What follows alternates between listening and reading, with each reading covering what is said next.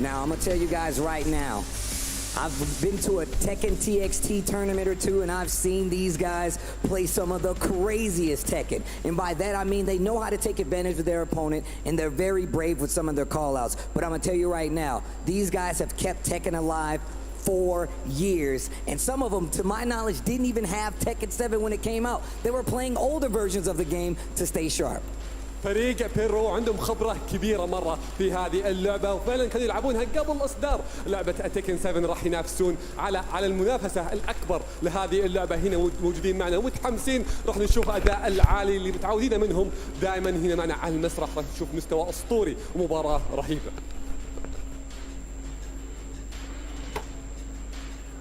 والحين برضو راح نبدا نرحب معنا بالفريق الثاني، منافسه برضو جدا قوي، وراح يبدا فينا المباراه الاولى. اعزائنا المشاهدين، اعزائنا الحضور، رحبوا معنا في منتخب الولايات المتحده الامريكيه.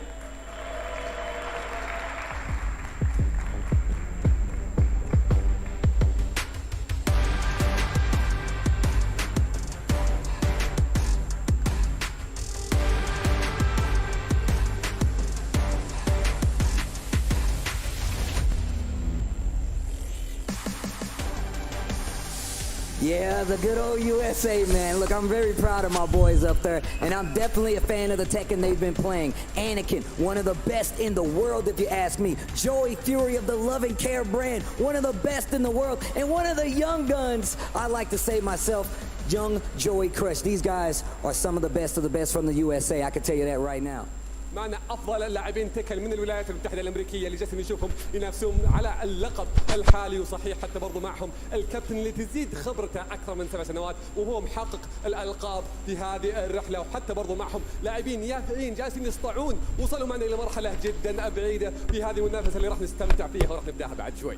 Well, these guys have definitely fought in a Tekken game or two before, but we need the action to happen. So with that being said, we're going to send it to the desk.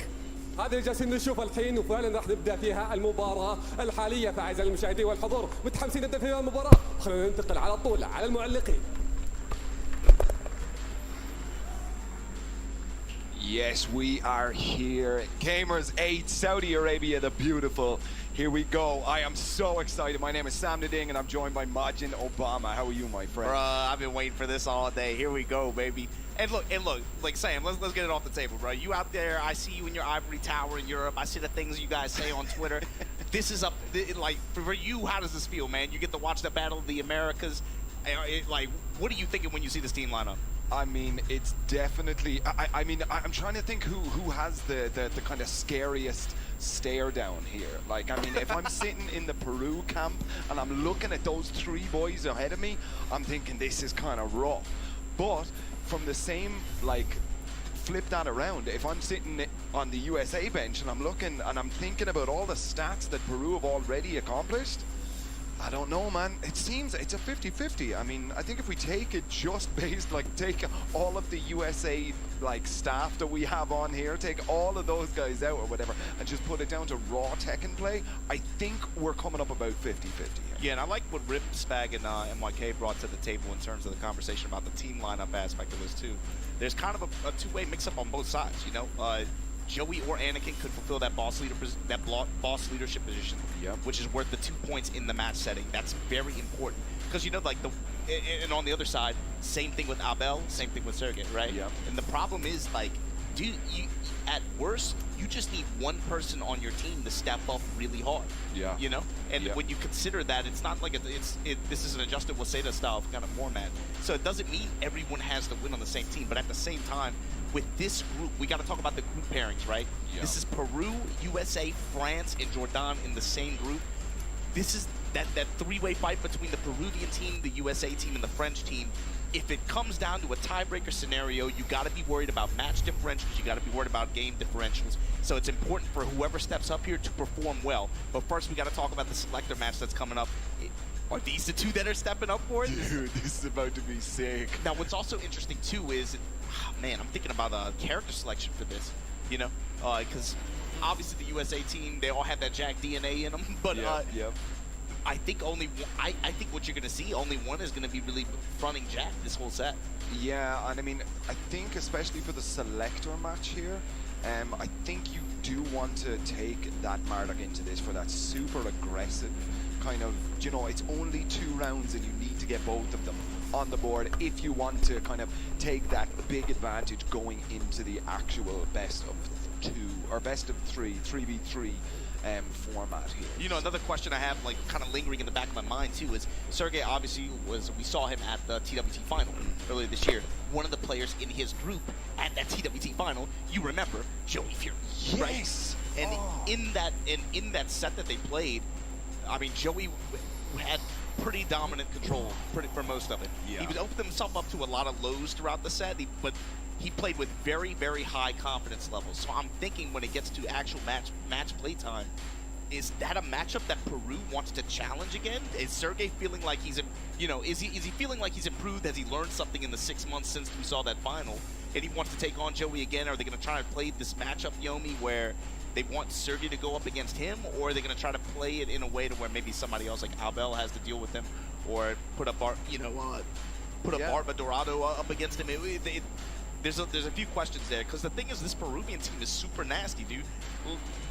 You kind of forget, but Abel is a player who is also, he's been all over the world and he's performed on really big stages. You got to remember, this is a dude that went to Korea for a Tekken Master event and got top 8. And I don't think anybody had him picked. I sure as hell didn't have him picked to do that weekend, but he didn't. You know, this is a dude who has performed on really big stages. Yeah, absolutely. But I'm just thinking about that. The way Joey Fury bet Sergey Master, you know, in the TWT finals and stuff, I feel like at this level of Tekken, when you take those losses, you have to go into the lab and work out exactly what you lost, what's about to happen, and how you can improve on it. So maybe that's the shout here. So here for the selector match, ladies and gentlemen, it is a 2-round. We have Sergey Master representing the Peru nation versus Joey Fury on the jack with USA. This is what I thought might happen. I'm thinking maybe during actual match play, maybe he relies on Marduk. But for the selector match like this, run Jack, you know? Okay. If you have the options, you know, why not flex them? Yeah, sure. Sergey, though, oh my God, bringing out the baddest girl in the game. Oh my God. He wants that 2-round, man, that bamboozlement. Like, let's go. Okay. Joey right away, showing guard, stepping right. Yep. Chip lows coming into play here. And slowly pushing towards the wall is Sergey. Okay. Here we go, Joey Fury's answer back now, trying with those down 4-2s already. Big range on the plant seeds. Just like that, it's even again. Oh, there counter we go. hit launch. You know, Sergey's going to get the ball for this.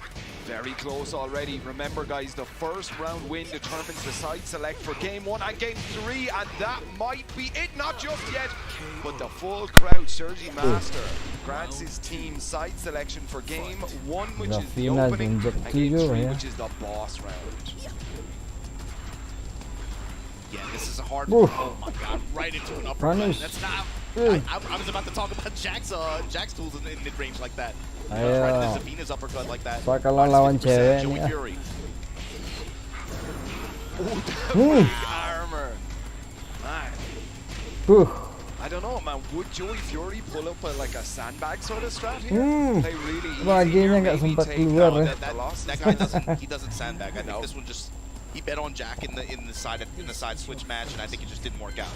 I think when it comes time to play this actual set, even though they lost the side selector match, they lost 2 rounds to 0 in it, I think you're gonna see the full power Team USA. He's definitely gonna be running Marduk, I think. I'm just a feeling, Nggak sempat Okay, keluar so it aginya. would appear that Peru have won both rounds in our selector match, which means they get to choose the sides for game 1 and game 3, and they also get a reveal of who USA are bringing up first. So now, as you can see it here, they're discussing these strats. This 3v3 style tournament opens up a whole new level of strategy for Tekken, which we're so used to the 1v1 format that it's almost just micro adaptations happening in the game to see. But on this thing, you can kind of play a more bigger picture role. Yeah, I mean, for those of us, you know, we've been here, we've been talking about this all weekend, right? Like, you kind of forget we've been so micro-focused on the tour, which, you know, has obviously done great things for the game and obviously done great things for the community. But we've become so micro-focused in the West on single entry format Yeah. that you kind of forget, like, man, the team dynamic like this, like those Master Cups, like those SBO tournaments back in the day, this adds, like you said, a completely different dynamic to the game. And I think for some players, it might even be like a better format for some for a certain kind of player. You know, that's the thing. And you see, when you're playing, I can't stress this enough. And with all the kinds of events that I've streamed and that I've been a part of, just team tournaments just carry a different kind of energy with them, man. You know, you want to think about how you feel when you play in tournament and you win, how that feels, that high. Yeah. When you lose, how that feels, that low. In a team dynamic where you have two other dudes in your backpack, or when you got to look at them after a loss, after a win, it's a lot different than looking in the mirror. It's a higher high. It can be a lower low too. Damn, man, yeah, so they are playing for a lot on the line. So it would appear that Anakin is setting up maybe perhaps position 1 here, so for their opener match. So Peru get to choose who are they going to send, and they've got Barba coming down. Okay, so like we're talking about the strategy, Anakin, you know, some might argue, I mean, it is kind of a throw up here, but Anakin could be one of the best players in the world right now, definitely one of the strongest players coming out of the USA in competing globally. No, I mean, Anakin's still that dude to me. Like, it really just depends on the day and how he's feeling that weekend. When he's feeling good, when he's feeling confident, he's playing at his best, he can beat anybody in the world. Yep. And that's just the way it is. We've seen him do it as well. You know, I kind of put him in a similar class to Nobi, actually. Yeah. You know, it depends on the day. How's he feeling that day? If on his best day, he can be the best in the world. On an off day, he's still pretty damn good. He's still pretty sharp. He can still ride with the best of them. But it just kind of depends on who shows up that day, right? How they're feeling. So to me, you know, we've been out here a few days. It seems like I felt like the American team, when you talk to them, they've been pretty relaxed. They're pretty confident. They like this group. You know, it's America, it's USA, and France. You know, we're looking at the team roster for these groups. There are some obvious favorites that jump out. You know, the analysts have been talking about it all day. Obviously, Japan, Pakistan, Korea, that's on the tip of everyone's tongue when you talk about that. But I'd say both of these teams, honestly, both of these teams and the French team that are all in this group, they're in that, like, tier 2 cut of teams where, at their best, they can be a threat to one of the top 3 favorites, right? Yep, 100%. So to me, it's those 3 teams, and Jordan's kind of the X factor in the mix, where they could probably play spoiler to maybe one of these other teams. Yeah. But this is an important set right here, and I mean, I have to imagine this one's going to probably make a big difference going into the final group standings. Yeah, is the thing. It's funny because we have the games already lined up on who's playing who. So the USA are playing against France later on. Yeah, this is going to be their toughest day, I think, for sure. The fact that they got to start it off with going up against Peru, and then they got to close it out by going up against France, that this is going to be the most competitive day for this group by far. Yeah, and you can almost see it on the faces here. I mean, Anakin is kind of known as that stone-faced guy, but look behind him here. Joe Crush maybe showing a little bit of worry, like, on his face here. I'm kind of reading that just a little bit here. I mean, he's got an uphill battle ahead of him. I mean, if USA are to go 2-0 here in the bracket, it's that would be a surprise. This is just my personal feeling, but I feel like rather than the Peruvian team, I feel like pressure. When you're talking about that, you know, Anakin and Joey, they're well traveled enough to where, like, nerves are obviously still an issue for anybody and everybody. You know, they'll tell you that, but they're used to this, right? Yeah. But you got to put yourself in Joe Crush's shoes, right? Came out here just like a day and a half ago. You know, you don't know how he's feeling in terms of, like, you know, time difference, jet lag, things like that. To my knowledge, I don't think he's traveled outside of the Americas for a big event like this kind of big invitational stage like this. Dude, there's LED lights on the floor and stuff like that. Dude, I'm sorry, dude, it's not like this in, you know, whatever tournament in you know, wherever in Texas, you know? There's no LED lights on the floor. There's no augmented reality, Tasty Steve popping out of a cube and stuff like that. You know, my thing is, can he stay focused and play his game and make a statement and not be distracted by any of that? You know, keep his eyes, keep focused. Because the thing is, he's one of the best players in North America. He's shown consistently he's one of the better players in North America, especially, like MYK said, right? Coming out of this pandemic era, he's really shown significant growth and significant results.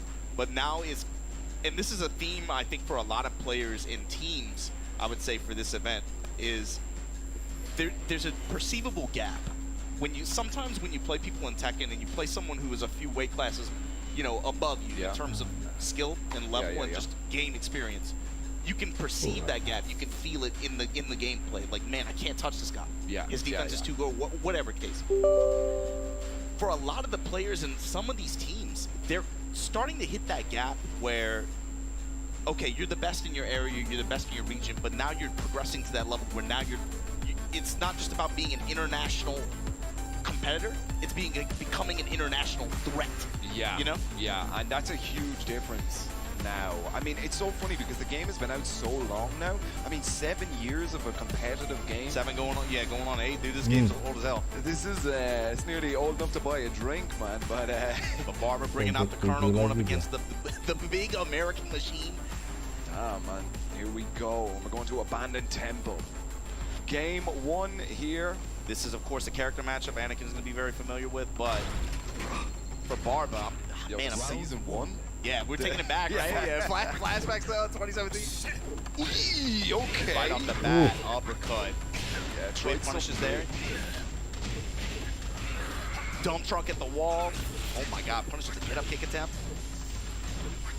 Nice block. He is on Denying the razor like that too. Okay. Anakin, a strong statement in the opening round like that. Barba. Yeah. What you got for us? Ayo, balas. You see, he hasn't even represented most of the options, right? So there it is. That's the first jackhammer of the set so far. But Anakin so far just kind of just playing in his comfort zone, playing his style, backing off, looking for whip punish opportunities right there, willing to play around the jackhammer, willing to play around the uppercuts, willing to play with the lows at the wall like that. Test you with your wall defense. Yeah. This character, man, he can be so imposing defensively, just especially against Anakin too. He can be very patient and very good at imposing his will on you at the wall with that. Banting eh. Okay, big tombstone as well. Aduh. Look at this. Very fast. Awesome whip punishing. Yeah, and again, just stone-faced here. He doesn't show any Production's emotion. trying to talk to him. He's but I like this. You know, as somebody who's trying to see this American team achieve really strong the results that I think a lot of people watching want to see from them in the Americans. You know, I like that focus. That's the Anakin that I want to see this weekend. You know. Okay, so what can this Dragunov do to kind of put a hole in? It seemed like Anakin came out the gate swinging there. I mean, he got in very, very quickly and just played at that kind of range 0, range 1. I mean, swinging mentally, dude. He backed off. The thing is, Barba never really gave him a reason to, panic. To panic or anything like that. He kind of just backed off. Barba threw some swings in, but because Anakin's movement is so good and his patience, and he's just like, dude, he was just all on cue with the whip punishes, and that's really that was the story of that game. Yeah. I've just noticed there, Barba seems to be playing his controller underneath a cloth or a t-shirt. That's a Peruvian tech, man. Yeah. Okay. Man, jumping in the second game here. Already in, and Anakin starting it off with him. Oh no, wait. Manang Amerika. Like a button check or something. Or just a bit of a misfire there. So Marasay Peru this is not the game. Anakin is good, but I don't know if he's this good. Okay. Kanilambuy Peru. Yeah, so it was probably because they went to the same stage or something, maybe. Same stage, or maybe misfired, maybe one of the character selects or something. Yeah. Could possibly be here. But we'll get to it shortly. Yeah, so what do we think Barba can Ada game mamballi ro. get in? Do you think he just needs to have Ichachae tarui, ichachae. Close that gap and push the buttons of his own? I think a little bit more patience. He can't afford to try to force offense that isn't there. Right. You know, Anakin wasn't really letting him, showing him anything. He's just backing off. But he's swinging, trying to anticipate Anakin, doing something, but there wasn't anything there. And as a result, what happened? You lost 50% of your health. Now you're getting dump trucked at the wall. Yeah. You can't give Anakin those easy ins. He has to be willing to try to navigate through the minefield that Jack presents, right? You got to look out for big stop signs like the explosion press. You got to be looking out for stuff like jackhammer. You got to be looking, and of course the psychic uppercuts. Our analysts talked about it. You got to be able to use lateral stepping and even 2D, 2D movement, back and forth movement, to be able to try to navigate that minefield and put yourself in a position where you can apply pressure to him like that. Tadi lewat iklan. Buttons in front of Anakin's face. You're gonna make it too easy for him. Yeah. I mean, Anakin is a world-class player here. Barba needs to kind of step up his game here a little bit. I really like I respect the attempt for the backswing ball right at the start, trying to catch him coming in here, but okay. Here we go, down forward 2 from Anakin, straight off. Yeah, Coba buka. Just denying too much control from the lows. Yeah, like he's gotten hit by like what, 2 razors, 1 razor, 2 razors, something like that. No, that is not a good sign. Punish. First big launch of the game. You cannot afford to give Anakin many opportunities. Sasaknya nak keluar lagi tu dah. Especially in that position. KO langsung. Where he's just, you know, he's gonna have wall control. Didn't even come into play there just because of the health difference, but man. I like that he's still trying the down 2. Boo. Got big low power. Marasai. Sometimes Marasai si Dragonov Peru. Pe manga no. Watch how he just run, just back off. He knows that Barba is impatient. He knows that he's going to try to swing. Wait for it to come. Kalau lah lagi tu Okay, Barba being a little bit more patient now. Yeah. Nak mu orang keluar lagi main set tadi dah. He's just so cool and collected right now. He's just playing his game, and Barba doesn't seem to be doing anything to kind of stop it. And then sweet.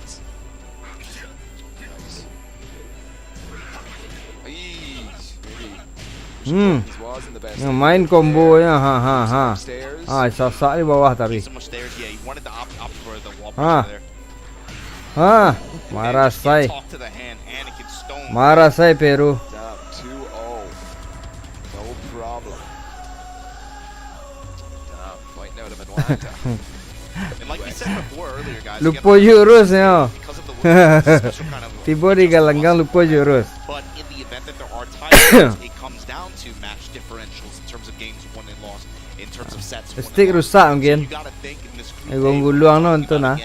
USA, Peru, France, and Jordan.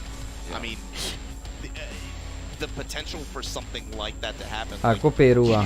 You gotta be able to just perform the whole way through, especially in this set and against France. I think it's going to be really important for USA if they want to make sure that they get out on top. And that's something that they talked about. Is like, man, looking at their group, they felt like they could get out on top. You know, kalau lah salah stick on losers at best. Kalau lah kalah stick ni salah ni. And they spoke about that. Yeah, I mean, there's a couple of kind of hiccups. I mean, Peru are definitely going to be ones that are going to be this. Limo baleh miliar dia no go what they're kind of imagining as a clear path and stuff, but France as well later on today is going to be a very that's going to be the matchup of Group A for sure. With a legend, a young legend, Anakin. You guys are already off to a ridiculous start. The Jack Army is looking real strong right now. How did you feel going into this first one? I know you guys are under a lot of pressure, and I think you guys are playing twice today. So how are you feeling? Yeah, it's a big day today for Team USA. We've got 2 of arguably our biggest matches of the group phase in Peru, the #1 seed, and France, a very strong 3 seed. You know, I don't even know how they're the 3 seed, but we've been planning it all week long. And we've been discussing banyak tawali PGA naro. Very, very confident, but at the same time, we got to be cautious of all the players in this competition. They're here for a reason, and we knew it was very important to get off to a strong start. And I'm using. Ya, lebih cek kontainer no. صحيح مباراتين اليوم، فكان السؤال كيف راح تكون مباراتكم؟ كيف قدرتوا تستعدون في هذه المنافسة؟ المباراة الأولى هي صعبة، فكانت الإجابة أن اللاعبين وحتى برضو كانوا متجهزين ومتأهبين لهذه المنافسة. صحيح أنهم عارفين أنها ضد فريقين جدا قوية، لكنهم كانوا متميزين بشكل أكثر وثقتهم عالية برضو في المجموعة، ومتأكدين أنهم راح يكملون ويكملون بالانتصارات فيها. Now, with that being said, you guys seem to have a collective, pretty straightforward strategy, but a lot of little pieces going into it. Did you guys really sit down and talk about the strategy going forward? I know you said you've been meeting with them, but I feel like you guys got a finite strategy for all the teams you guys might be potentially coming up against. Is that true? Absolutely. When it comes to the team tournament element of things, there are so many more things to consider. Different to just one tournament. And the solos tournament, you're just thinking about yourself. Apalah berhenti lah ngopi lo. The lineups, the picking, these new rules, the side selection, Paneh ro paneh. and everything. Where me and Joey Berhenti lah ngopi calo. Kisiai. Kau gas lihat. what happens if we lose this, what happens if we win this, what happens if they put this player up, what player are you comfortable, not comfortable against. We pretty much ran through every single scenario in our heads, and we discussed it openly, and I think that really helps us prepare for a tournament like this. Semoga cepat sembuh Om. المنتخب الامريكي صحيح تقدروا تتفوقون في المباراه، لكن كان في السؤال كيف قدرتوا تخططون وتبنون استراتيجيه جدا ممتازه في هذه المنافسه، خصوصا انها منافسه عالميه.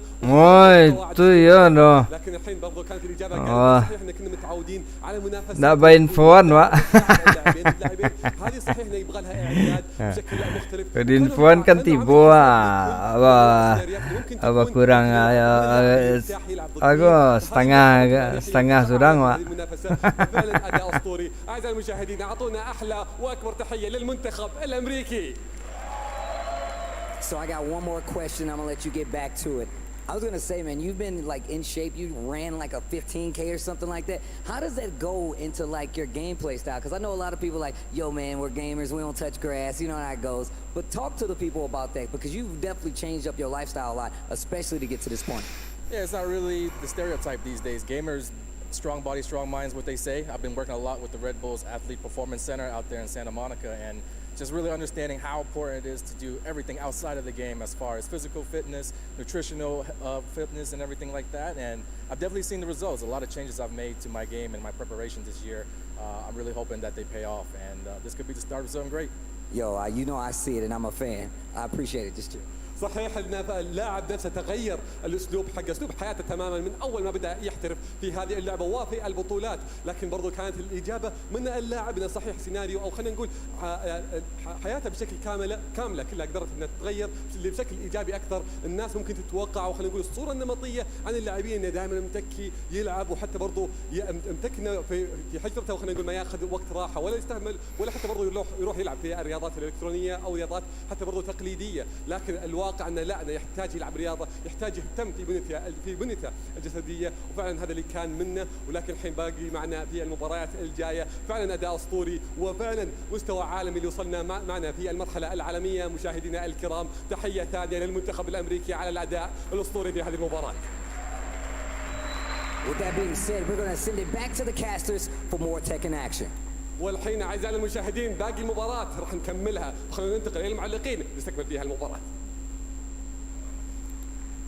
Okay, we are back now. We saw a very swift 2-0 there for Anakin. Now, what are we going to see up next? Yo, real quick, Sam, before we get to this X Factor match, right? I got to give props to that host, man. You know how crazy that is to be translating for Tasty Steve and Anakin on the spot in Arabic. You know how crazy, like that's. I've been in that interpretation honestly before. That is not an easy job, and then just being able to do that on the spot for them. Anyway, getting back to the match, this is going to be match 2 of our team 4A here, and then it's Joe Crush. I think the biggest X factor on Team USA for a lot of people, especially people maybe who haven't been watching so much, the ICFCs or a lot of the North American-based tournaments, and not as familiar with them maybe as much as Joe Crush or Anakin. But I mean, as much as Joey Fury or Anakin, but.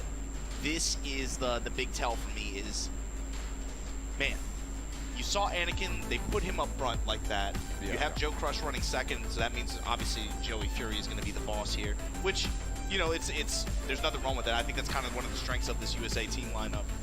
But my thing is going up against Sergey here. Yeah, I mean, Sergey... Joe running the machine. Hey, so we're seeing Jacks galore versus Kazuya. Man, we're getting like a history lesson on competitive Tekken right now. We saw the Nav versus the Jack, now we're getting the Jack versus Kazuya, man. This is going to be an interesting one. So USA already leading with 1 point, so this next game is worth another 1 point with the boss fight coming up as 2. Oh, I just realized that means Abel the Maestro is Peru's boss. So you're going to get Albo versus Joey Fury after this one. Damn, dude, these games are sick. Yeah, I'm excited. It's already getting pretty dicey. This is an intense set. Yeah. Okay, we're going to the Forgotten Realm as well. Potential for big damage here. Yo, I like it. Wait, did they all have their own Jack presets? Let's go. Fight. Okay. Here we go.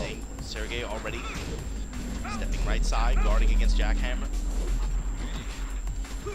Willing to back off here. Uppercut in center stage. Oh, mulai dia mengamuk dia ya. Mulai ngamuk dia nih. Ah. Ngamuk dia. Hey, dominance here from Ah, ngamuk dia nih. Ha. Axe kick's trying to lock him down. Opening, not going to get it. That step thrust kick. Round 2. Sergey with control so far. Yeah, very Ah, ngamuk dia. Just a little bit slow on pulling the trigger. Lets it go. That's okay. Ah. Kena hajar. Oh, downstairs. Boom. Damage here.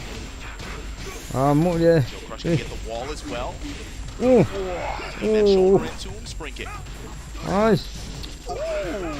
Kena balas nih. Mulai kalah. Kasih angin kayak tadi ya. 1-1 here on the round count. Kasih angin kayak tadi. Joe Crush, Sergi Master. Got USA versus Peru. Spins him.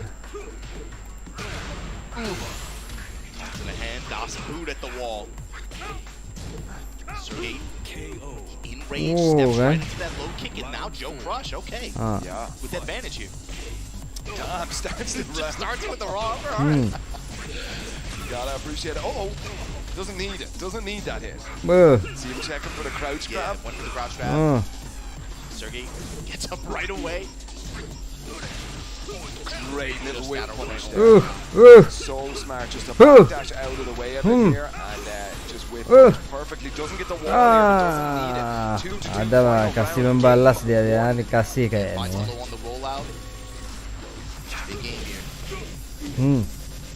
Big game, I think, especially for Joe too, just for confidence. Yeah, definitely. First game on the big stage. For both players on both sides, you know. Yeah. Nice low parry here. Breaks the wall, or breaks the Now floor back very again, now to the bottom. Hmm. On the wall, off the wall. Big wheel kick. He's trying, the Lisa Simpson. Aduh. Oh.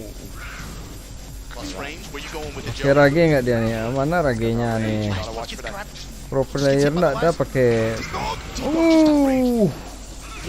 Daniel Jackhammer plants in one more. Joe Crush taking game one. Mantap. Look at it, big pop off coming in. Hit that desk. He said, "I know you never heard of me. This is what I do." That's big, like we said, for his confidence. You gotta remember, he came here late. I don't think Joe Crush has ever been like this far out competing on a stage like this. So you could tell, but just from the second he sat down, there was a sense of nervousness on his side, very anxious, you know? Yeah. But the fact that he stood up out of his chair just after winning one game, like bro, you gotta play first, like, it's a set, man. Yeah. But that tells you a lot about just like how he was feeling going into this, and again, what that does for his confidence level. Yeah, no, totally. I loved it when he turned around and all you can see was Joey Fury. He said to him, just one more. He put the arm up. That's all he needs. He just needs one more game here. Yeah, you gotta love it. Look at this, look. Yeah, it's almost like everything just kind of gets him. There we go.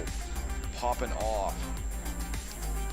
All right. That should tell you something about the intensity here, right? It's just like, and it's also the process of building a team victory one round at a time, right?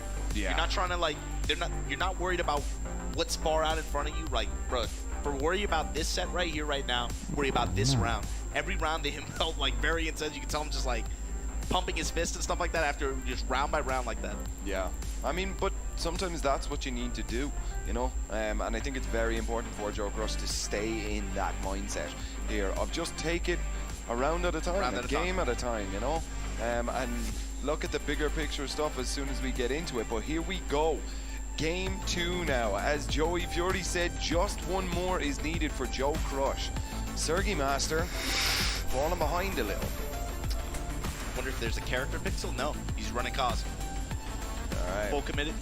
Yeah, and we got the Mishima Dojo.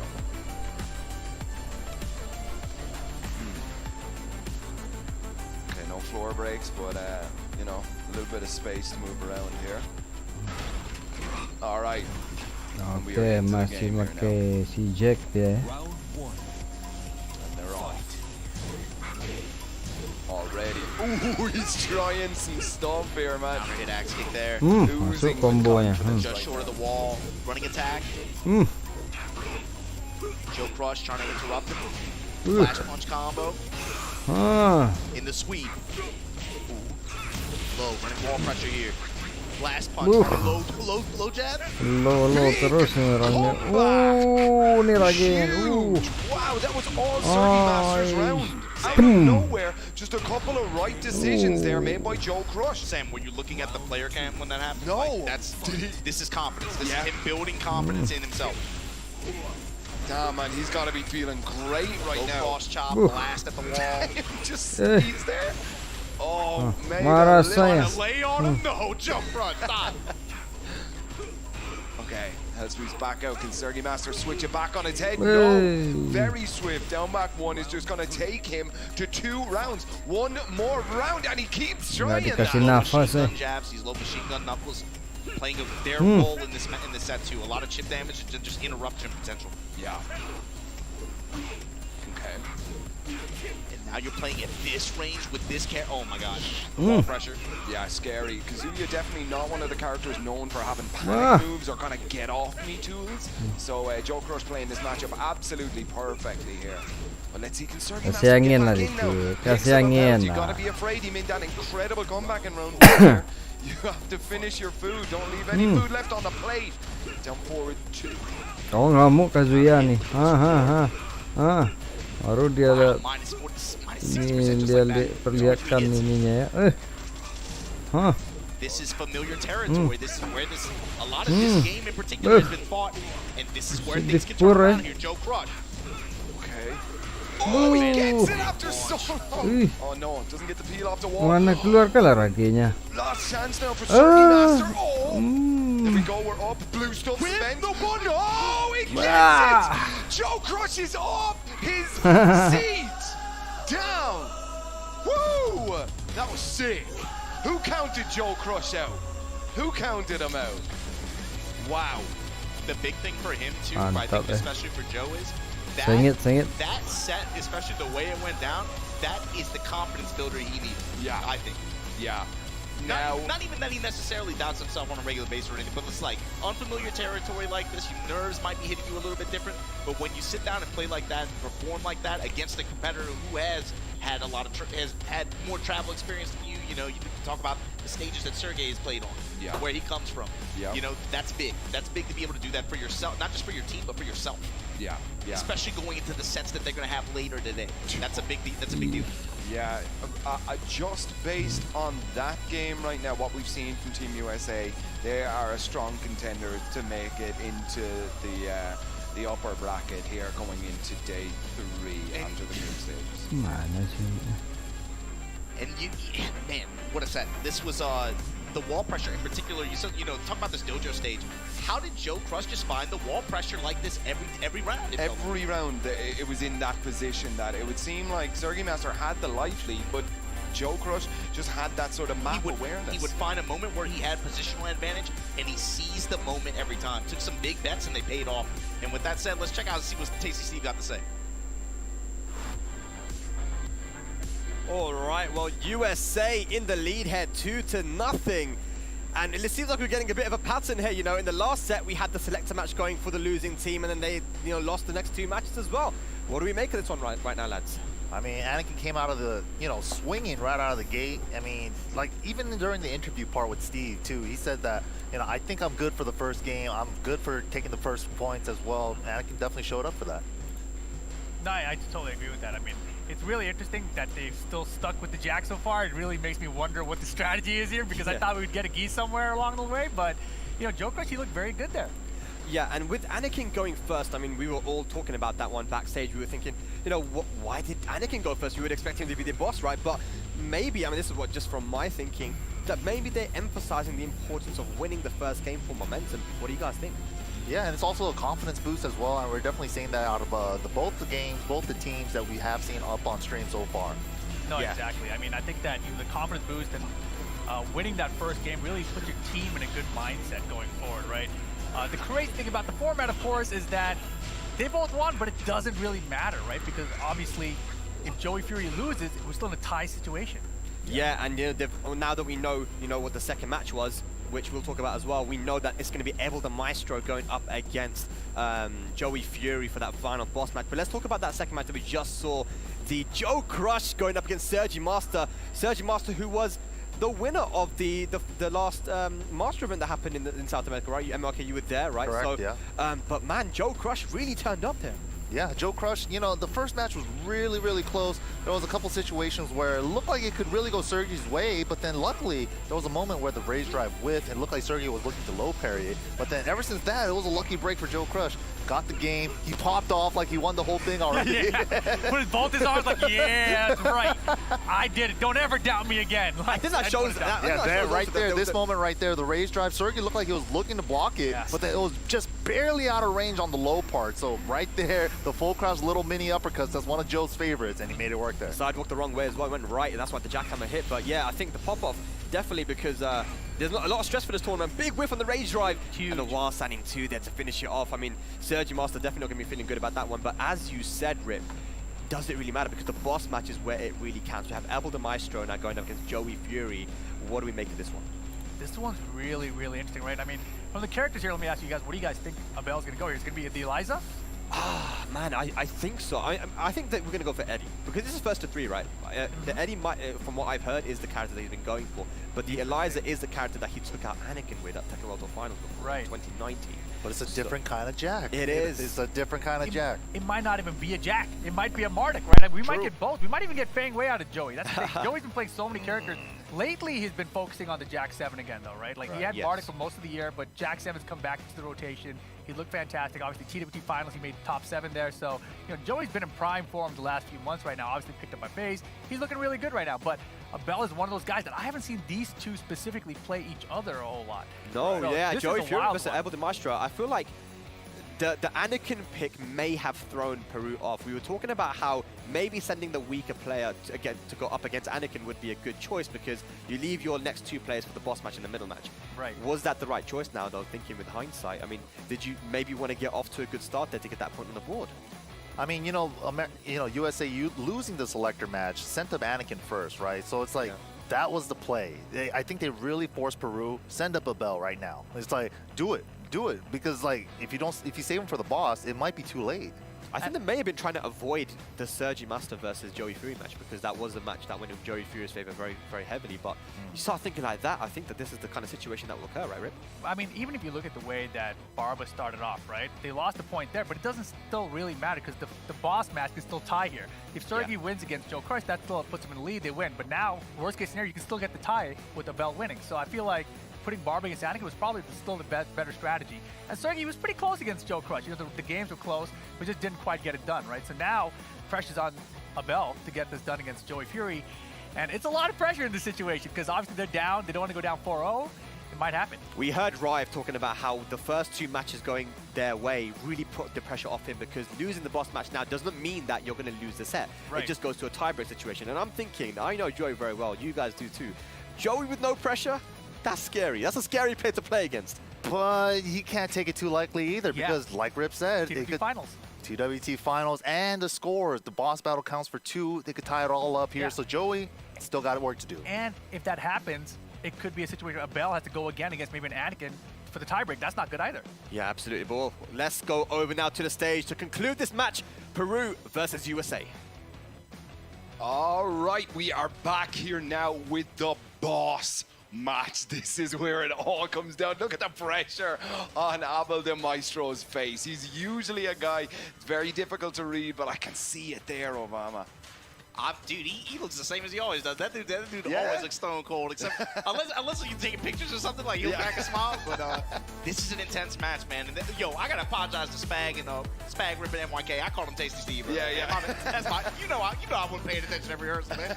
But look, this is gonna be an intense set. Joey Fury. I agree with what Rip said too. Like playing the matchup with the team lineup, I think this is one where USA might have really played this well. And you got to peek the new tag on him, FaZe playing Joey Fury. All right. Oh, and damn. here we go. Yeah, he's bringing out Craig. Okay, and we did get the Eliza pick as well. So apparently Abel has been going to the Eddie as of recently, but maybe this is something matchup specific. You see, this is the thing, we were talking about it earlier on, the team dynamic, different tournaments or whatever. You can actually practice the matchup because you can get a kind of a rough idea who's going to play against too. You know, and that's an interesting thought too, because at this point of this set, with the way that this team format works, Abel, like Rip said, Abel, if he wins this set, he's going to have to win. He's going to have to go up against probably either Joey again or Anakin. But you got to, it has to start with this one first, right? Don't even think about that yet. This is Abel Del Maestro, Eliza, FaZe, Joey Fury, Craig Marduk. All right, here we go. The boss match worth 2 points, as we touched on here. Right off the bat, Abel let him know, if you want to start attacking me in neutral, I am ready for the break. Yup.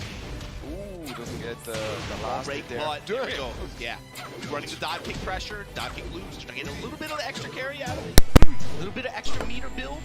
That's the thing. Once this character gets access to the half a bar like that, all of a sudden it gets real scary, having to deal with that down B, having to deal with that jab, crouch jab, and the threat of big damage punishes behind that, even at the 10th ring level. Yeah, absolutely. And remember, ladies and gentlemen, because this is a boss match, it is first and 3, but a quick meter burn. Abel the Maestro gonna take round 1. It's good. Abel kind of playing loose and very liberal with his meter as well. He's willing to clock out, take the damage where he can, just to be able to seal the round like that. Yeah. Setting to nose bleed. Craig trying to lean that shoulder into her, go over the wave. Looking for the flash hook. Representing the up forward 3. That knee, yeah, the crushing knee. Okay, counter hit on the dive kick. Grants him all his combo, and look at the meter that's been ngamuk Peru ya. Ngamuk Peru lagi ni. Ngamuk dia. Dihajarnya. Susah lawan cewek ni ya. Emak-emak dia lawan. Emak-emak dia lawan lagi ni lah jadi. Emak-emak dia lawan. Tak dapat berangap dia dah. Dicacanya lah. Bentuk mencerepetnya, tak dapat lawan dan tak bisa membalik. Lama emak dilawan ya mencerepet itu susah ini kan. And you saw similar to Joe Crush, right? When he clinches that first game, for Abel at this point, it's a scenario where your entire team and maybe even the fate of your team in this group stage is resting on your shoulders. And that's something else to think about too. Itu contoh kalau emak-emak dilawan ya. Dapat berangap dia cerep kayak di realnya itu kayak mencerepet. Enggak bisa kan? Enggak bisa membalas. Disasakkannya.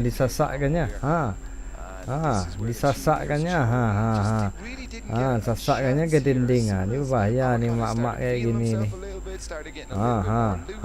Marah saya. See that, just a little bit of a look back to his team. He says, "I got this. Don't you worry, guys." That's big for confidence. Even dude, you're one game into a 1-3 set like that, and you're clenching your fist like that. You're looking at your teammates after one game. You got to take it one step at a time, right? If Peru is going to make this happen, they're at a pretty significant deficit. You know, it's really going to be resting on Abel's shoulders. So take it one round, one game at a time like this. Joey Fury, of course, like. I gotta say, man, I always put respect on this dude. And it's kind of, Rip was talking about it. He's been running a lot more Jack lately. I love watching his Marta play. And he's one of the players who I love. I love his mentality on the game in a lot of ways. It's really interesting hearing him talk about his approach to certain problems and solutions to a lot of situations that the game presents. So my thing is, Joey, with your back to the wall, congratulations on the new signing and everything that. Yeah, FaZe. You gotta show us something right here, though. That's it, yeah. First game as the new FaZe, Joey Fury. Now, he does pick the Infinite stage here, which is gonna be good for that sort of movement-heavy style that Joey Fury does like to kind of rock. Okay. Ooh, starting it off, no break on the 1 versus 2. Baby, Saudi Arabia, we're going all around the world. Yep. Ooh, wow, all the way around. Clean moving on the mouth. Ini dapat dia kelemahannya nih. Enggak jadi kena banting ya.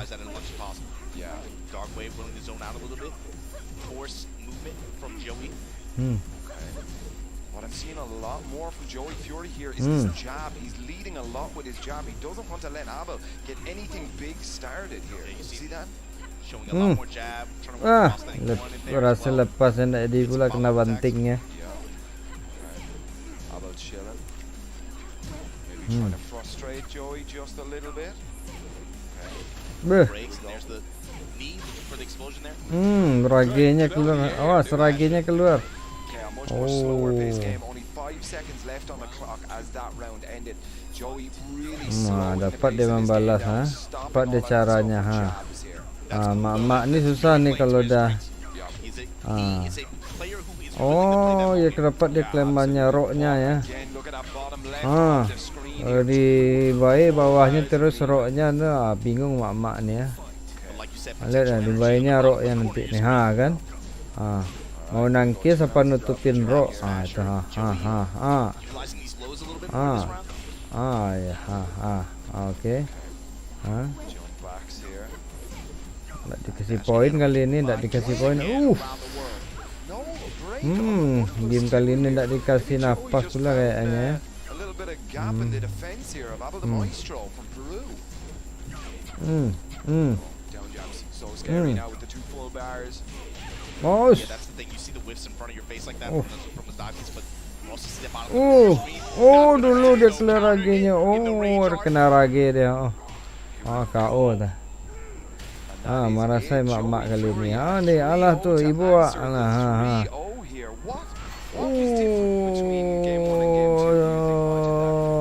Tabang sampai ke rumah You know, even though it was an infinite stage like that, Tabang sampai ke rumah showing to me this that's one of the most remarkable things about him is I love his patience and his ability to dissect what happened in the game, slow it down, and then outplay it. Adjust the spacing, think about what's going on, and you saw him right. Like that first round almost went the timeout, but he was cool. He's cool with that. Yeah. He can play very calm, very cool, collected, neutral. And the thing is, like Marna, sometimes out of some matchups, he forces that out. You know, big character like this, obviously, you know, with the backdash, he's still a big character, a big target like that. It's okay if you have the ability to play defensive like that, and that was his approach. You can see the results. Yeah, a lot of these. The 1+2 throw not broken there by Abel as well. Yeah, that was at least 2 around the worlds. Like then a big return. Yeah. You saw even for Abel's side, right? He was able to build up 2 stocks like that, but Joey didn't really give him too many opportunities to be able to use it outside of if he wanted to force it for pressure or an opportunity, a chance to try to get in. Yeah, and maybe that might be the thing because Joey definitely playing that sort of stay away from me, not letting much happen, kind of maybe stopping the jumps with the jab that you're seeing coming out of Joey Fury. Yeah, you saw him using a lot of jab, a lot of flash hook. You also saw what the knee, right? Just looking to try to crush or maybe catch some step that way. Yeah, so maybe just burn the meter to get in close might be Abel's play right now because it seems like Joey was able to completely shut down what Abel wanted to do on this character. But remember, guys, this is a 1st to 3 here because we are in the boss. Abel wants to equalize up the score for the entire set. Joey Fury just wants to take that home, take that W for him and his team. Yeah, back to a walled stage here, though, and I have to, you know, especially considering how the first game went. If you remember, Abel was able to get wall control quite often, but right away, Joey Fury looking dilambik ke lantai ya. Maybe that's what that job is for. Bring the 1-2. Berhasil dia lepas ya.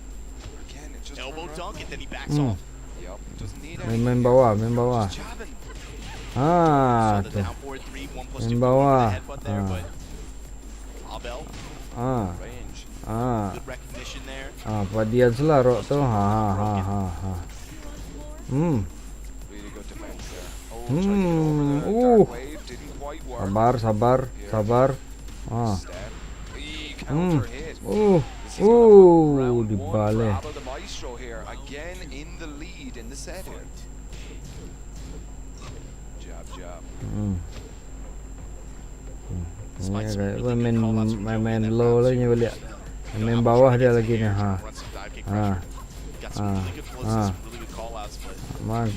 Makanya pakai celana panjang, yang pakai rok pendek kayak gitu. See Joey really trying to punish the dark wave with the jumping shoulder. Again, Jabs at the Ay, kena banting. Ha. Willing to take us down 3 there. Rage. Get the wall. God, he's so Kalau ala rage tu Joey pilih. Fury just sat there, accepted those His focus dashes. level. Focus, man. Upon no tombol rage dia. EXTP, that from Abel. Trying to deny the unique wake-up options there, but here we go. Joey with the chance here. Side wants the wall. Never mind. Get up low kick. The dive Combo. kick. Now it's Honda Abel's masuk turn. combo ya. Back to the wall. Kena block. Oh. Oh, masuk. Sesak tadi sesak ke dia. Now, a lot Ay. of damage to be left on the Ei, board. Flash hook Yay. in the rage drive. Awas. Oh, so much damage. On the left. Oh. Not yet. Looking for the low. Okay, the meter. Ay. Marah saya mak-mak kali ini ya. 2 rounds. Potential final round here of Final round. Patience and great movement from Joey here. Yeah. Move. Instead of drop, where you going with it? Looking for the flash hook. Punish. Tak dikasih ya. Character knowledge here from Joey Fury. Masuk kombonya. Ragi. Apanya itu? That's good enough damage to return. Tak keluar raginya. Disimpan juga ragi. Tak ada lagi. Damn, add it to the favorites. I like that, you know. I want to see that one again. Wow, incredible play there from Joey Fury. Just turned the whole set on its head. Really, really good stuff. 2-1 now on the score. Yeah, so far I think Apple, especially if you go back to game 1, right? He was the one with most of the wall control during that set. You saw especially towards the end of this game. The end of this game was Joey being able to find the wall, and you see how terrifying this character can be, bro. With this, when he's mixing you up with the reversey flip or the Hercules throw like that, right? And then you see what happens. Did this whiff, the twice whiffing on the knee? That was crazy, man. Really good movement there. The thing is, you leave Craig with the red dress on. This is what happens, man. Down four to be able to close out on the just out of range, dude. He's like pinpoint with being able to just out of range, open up for these whip on punish opportunities. There you see him just nice block and rising knee. Damn, man, what did he say? Oh, you're hyping yourself up. Okay, so here we go. The potential final game now for Team USA here. Wanting to go forward with the W. Abel, we are on stage pick, so I think that means that we haven't seen, although he is hovering on random, Mana so ni? he always has that Eddie that he can switch back to. And we are in the longer sets here now, so maybe for the last chance, he did switch it out to Eddie. Yeah, and I wonder what that means too, because at that point he's locked in. Yeah, locked in for the rest of the set. I don't know. So we are operating the rules that we are used to in terms of stage pick or character pick. So for anybody who's been following the solo tournaments for Tekken 7, we understand that rule. No, he's committed. Yeah, he's committed. Well, he picked the Duomo de Sirio here, and the Sirius Dome. Abel the Maestro rocking that Eliza. He is now locked into that Eliza for the rest of the set. Joey Fury with that jab, leading forward with that jab. Can he stop Abel the Maestro on what he wants to do? Yeah, again? really. I like how you pointed that out. Like Masih leading with the ini jab ya. like that to set up for the rest of your pressure in your offense like that. Especially because Craig, you know, he's got such a big build like that. His jab hits out very far like that. Yeah. Being able to control the air in front of him. You got to remember he's tall stature like that, right? Yeah. His left arm hanging out like that. Whenever Apple's trying to look for dive kick pressure or something like that, it's going to be good. It's going to have a good chance of being able to float him, set up for an opportunity. Marah saya kapal lo tanggal lipstick. Copot lipsticknya. Beda-beda itu rontok dia tu. Beda-bedanya rontok. Beda mamak ni rontok. Definitely feeling himself here. But a really good point as well about the height of the Marduk jab as it comes out. It really shuts down any of those kind of jump pressures. You see it a lot more against Akuma, kind of jump heavy Characters Akumas. with taller statures like Yeah. the Kings as well, their jabs, they hit at that height to where, like, you know, like you said, Akuma or Eliza. You Ayo can see balaskan. players, especially at this point in the game's lifespan, Main low. those floats like that. Us. Hampir dapat kakinya lagi ya. Dapat kakinya itu kena lambut kiri kanan tu kan. Dia bantingnya. Awas. Kan. berhasil dia. Oh, seraginya. Oh, masuk raginya. Oh. That's gonna hit. Oh. Wow, Abel the Maestro could have very easily just rocked another EXTP there. Could have Cair taken dia, it around, cair dia. put himself in a position Woo. here. Joey Fury so cool under pressure right there. 2 rounds, potential final round here now of USA versus Peru. Big play from Joey too, just being having the Eliza players. Mencerepet juga lah tadi ya. Ngamuk dia kan. Like that on rounds. Yeah, yeah. Ngamuk si raksasa ni. You know, a bar back like that throughout the course of having them Awas low, dia main low. Definitely. I mean, it's always the kind of thing with meter characters. You want to go as aggressive as you can while they don't have meter. But Joey he stomps on him. Team USA, clean sweep. Team Peru here. Now, I don't think anybody had that on their prediction. And that's Marah saya Peru. You saw as the set went on, he started to dig deeper and deeper into Marduk's move list like that. Counter hit Babel Smasher at the moment he needed, and on counter hit like that too. The Okazemi is very strong, right? So he represented the stomp, likely tried to do a get up kick maybe, or something like that. But Joey Fury, you know, he kept it together, showed why this American team can be strong. You have the Anakin at the core of it like that, right? Yeah. Who in theory could be a boss himself. Sure. But Joey can fulfill that role just as well. Absolutely. And they're going to be able to play, I think, you're going to see, especially up against France, that's going to be an interesting question when they go up against France later. What kind of team lineup strategies are we talking on both sides, you know? Yeah. Because for France, that's definitely a question as well. Yeah, absolutely. I mean, Jod and Super Akuma and Guni as well to the Team France. Very, very strong players all individually, but I wonder what that team dynamic is here. But look at this. We saw some really, really cool stuff out of Abel the Maestro, but just wasn't enough here. Joey had that Eliza worked out from what appeared to be very early on. Lest we forget, he was 0-3 in game 1 here. Joey Fury got bodied in the first game, swung it all the way back. It was absolutely an incredible game, and what a start for Team USA here. Yeah, and the big thing is 3-0 with Joey Fury giving up 1 game in the last set. That's a pretty solid differential too. That's going to give them good insurance. But with that said, let's check in at the stage and see what they got to say. Yes, sir. Joey Fury takes it for the team. I see what you're doing, sir. First off, congratulations. Now, I have a couple of questions, a few, if you will. First off, the curveball. No, Jack, it was the Marduk this time. I know you're a man of many character talents, but the Marduk instead of the Jack, talk to me. It's kind of testing the waters with Jack, I think, in the selector match, just seeing how he's feeling. You know, with me, I can play a lot of characters, so it's all about, just who I'm feeling in the zone with on that day. And Marduk was calling my name, so I had to answer the call.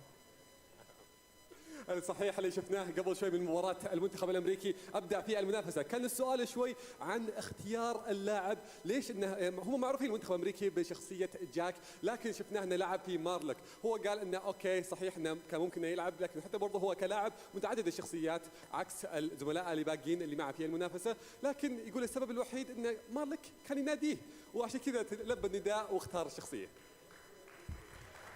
I got one more question for you, then I'm gonna let you get out of here. I know you got some matches coming. Now, my next question is, you were the anchor this time around, and I know you guys could switch it up at any point. Is that strategic? Is that based on the team you guys play? Was that just like, you know what, I'm feeling hot, I want to play next? I think with this particular match, well, really the whole tournament, we've been trying to be big planners, like game planning. So the reason this win felt so good is because we really created a team, or created a plan as a team, and then executed it as a team. So it was definitely calculated, the matchups that we were trying to play into and putting me at anchor. So we're going to continue to plan and execute, and I'm feeling really good. Ladies and gentlemen, Joey Fury.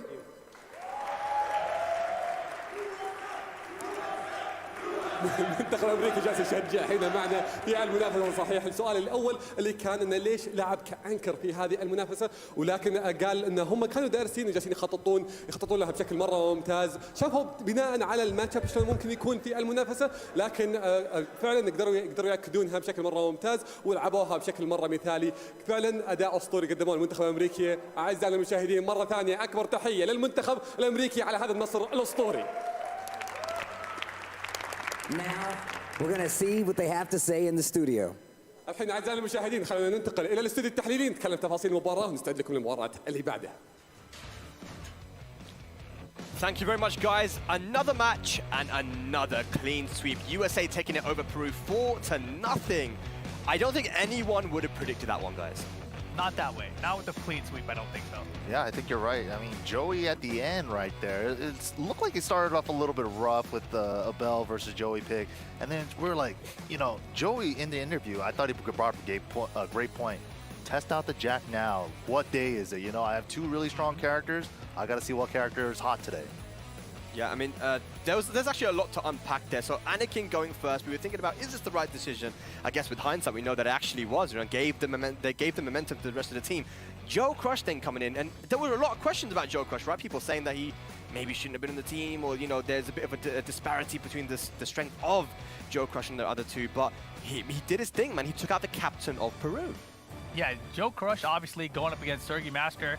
You know, Sergey, it was close games back and forth throughout, I felt like. Yep. But overall, when it came down to the end of the rounds, when something needed to be done to get the victory, Joe always had the right answer. Yeah, those mini uppercuts, man, they definitely work out. I mean, especially because he could go into a mid or a low, as we're going to see here. Yeah, he just, at the end, just closed it out with a low, and then right there, the raise drive whiffing. Sergey looked like he was ready for it, and then here it comes. The little mini uppercut, mid or low, and then, yeah, you have to guess. Yeah, man, and you can see, again, the down 1+2. Joe Crush uses moves that other Jack players do not use, man. There was a big whiff there, no punish from Sergey Master. The pressure was on. Yeah, then this rage drive, so desperate at that range, you know, just hoping to catch a random limb, stray limb, but doesn't find it. And just like that, Joe Crush moved on. So Joe Crush is going to be our Kidia MVP as well of that set. I believe that his set was very vital to giving the momentum and the confidence to Joey Fury to know that even if he lost his boss match, the team was not going to be out of him. I think that winning those first two matches, as Raif said early in his set, that is very, very important. So all the team of USA really stepping up here, guys. Yeah, and I think, you know, Joe Crush deserves the MVP just for the...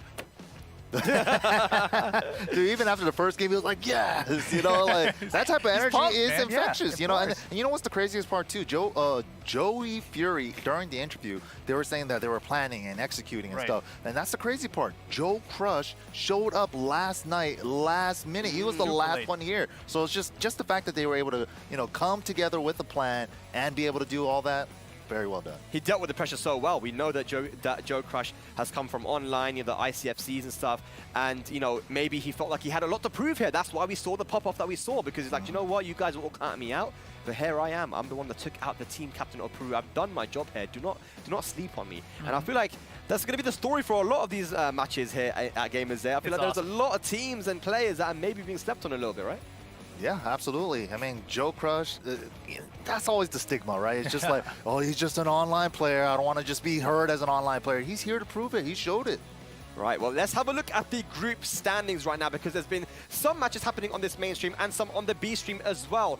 So let's have a look and see where we are right now with all the different groups. So on Group A right now, USA, as you can see, USA sitting very pretty there in that #1 spot. USA. Yeah, so Peru has a lot of work to do, right? France still has, France has I think it's in progress. France playing a match at the moment against Jordan, I guess. Yeah, so yep. That match is in progress right now. But Peru, I mean, they have a lot of pressure on their shoulders now, right? Yeah, absolutely. I mean, I think they probably expected to do a little better than that, but yeah, USA looking super strong in that last set. Yeah, absolutely, absolutely. I believe we do have some of the other groups as well, just to keep you guys updated for everything that is happening. Let's have a look at Group B now. And the Philippines took out Germany. Wow. Now, that was apparently a very close set. HK took the first match over Dojin. And then Tetsu losing to Jules. And then it went down to a boss match between Sefi Black and Akuma, sorry, AK, who picked Akuma. Yeah. Yes, AK Akuma, man. And then Akuma, the AK Akuma, that's hard to say. AK Akuma taking it over Sefi Black. So that is a match for the Philippines. Yeah, unbelievable. I mean, that one we knew was going to be a close one, obviously, but Philippines stepping up, man, that was a very, very close one. But Germany, you know, was also like a very favored team, I felt like. So Shout out to the Philippines. Yeah, for sure, man. A lot of people have been talking about them, but the Philippines are showing that they are very strong and they've been in the scene for a long time. Let's have a look at Group C, though. Saudi Arabia and South Africa was the first set of the day. The host nation, Saudi Arabia, took that one in a clean sweep. But that first match with Federer was versus Spaghetti was one of the best matches we've had so far, right? It was such a good comeback there, but that was also a clean sweep. I think that every match counts here for this for the standings. You want to get you want to do as good as possible to give yourselves the best chance to make it into that upper bracket. Yeah, absolutely. And, you know, it seems like the story of the today is got to get that first win, get that confidence boost for your team to try to bring it home. Yeah, it's pretty wild that we've had 4-0s in both sets that we've seen so far today. I didn't expect to have that happen. Definitely not, and especially not in the Peru and USA match, but that just goes to show, man, that the pressure can really get to you, and it's all about who rises up to the occasions.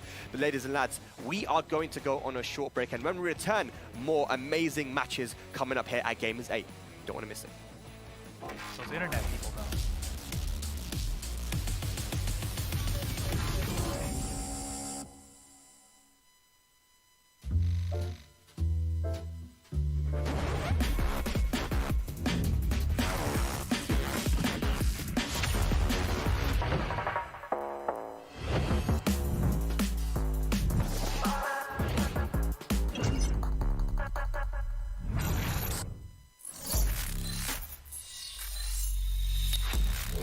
Open your eyes. When you look into my eyes, tell me what do you see? Tonight, I'm gonna show you the wonders of the mall.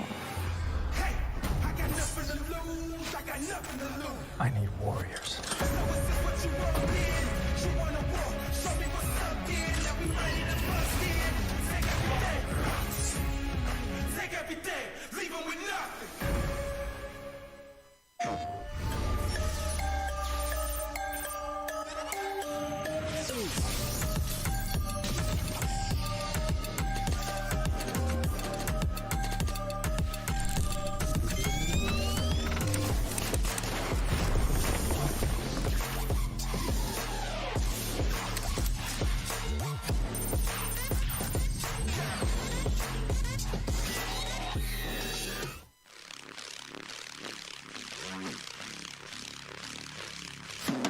Skywalker started making moves a few years ago when he snatched the title at the TEKKEN World Tour West Africa Regional Finals. Gonna keep the combo simple. Okay, no, goes for the DSS. He's got him. He's got him. Right. And the pixel step on it with the perfect. He then recently attended the TWT Master event, the Mix-Up 2023. He lost to Sefi Black and ended in 9th place after defeating strong EU players like Nindo and even Daniel Mado from Italy. But he did not. Skywalker beaten by the same player. Skywalker then came second at the Paradise Game Battle, losing only to Daniel Mado in the Grand Finals. Paradise Game Battle. Oh my God. Daniel Mado. That was exceptional amazing. victory. That was amazing. Having such intense battles with some of Europe's best just goes to show the level of talent in the Ivory Coast. So, it's going to be very exciting to watch Team Ivory Coast represent at the TEKKEN 7 Nations Cup. A rare treat indeed. Skywalker may be coming in as one of the underdogs of the event, but his bite is just as strong as his bark. And anyone underestimating Skywalker is in for a big surprise.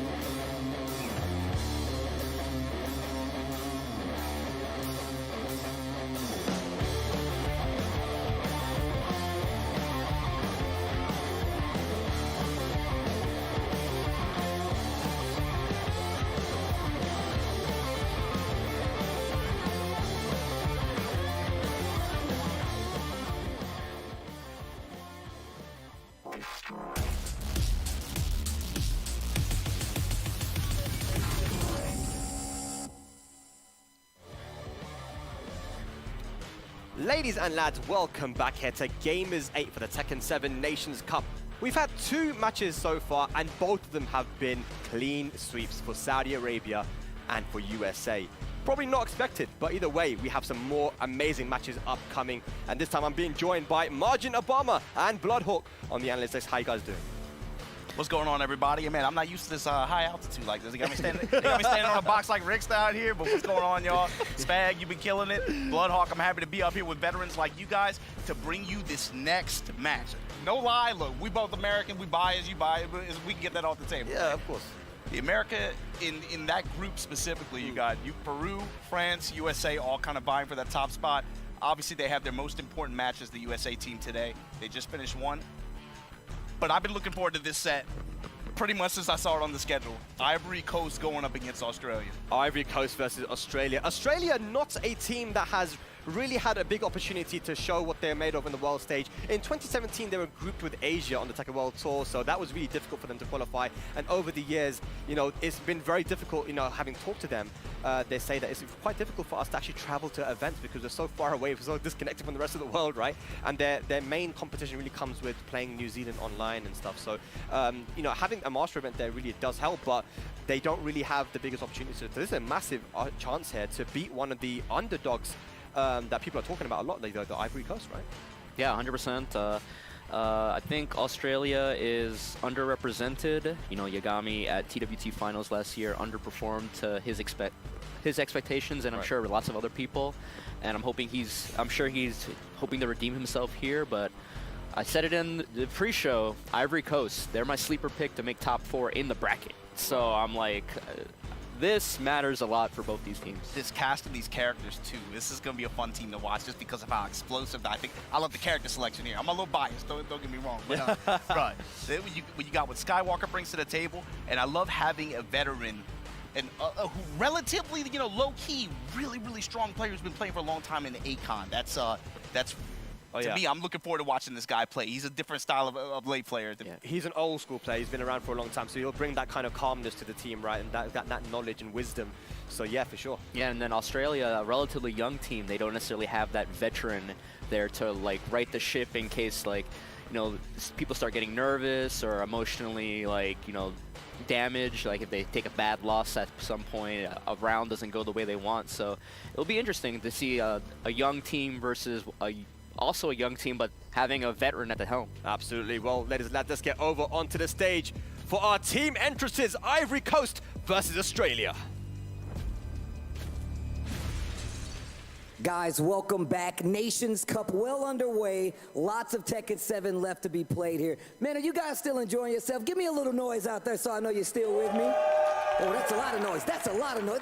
Actually, that's exactly what I wanted to hear. We got a really good match coming up for you guys. Once again, all of these players really want to make sure that their region is shown proper love when it comes to the world of Tekken and claim that #1 spot. So I can't wait to get into it.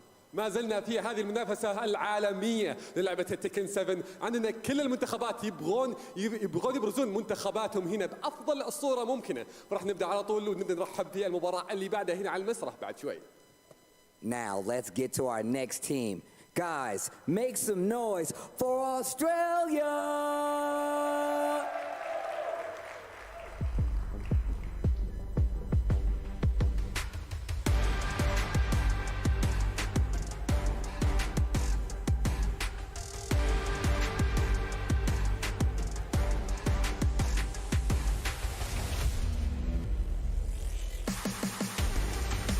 I love this team, Australia, because they have such a young group that have comprised of, I feel like, great teammates that really want to get the job done, especially when it comes to the world of Tekken. These guys have a lot to prove, and this is the stage to do it on.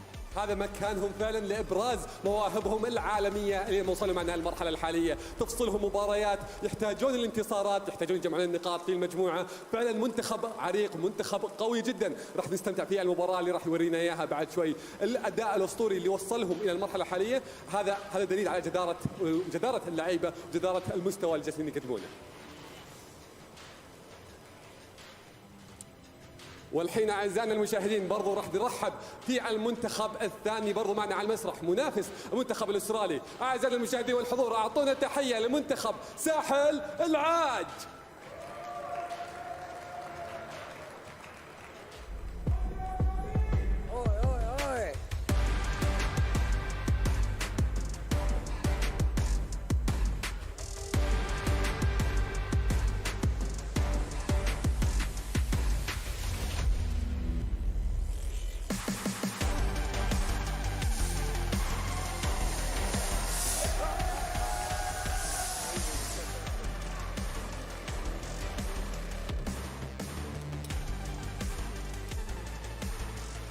Ivory Coast, another region that I've heard so much about, and a lot of the players, this is going to be my first time even seeing them play in person live. You guys are in for a treat.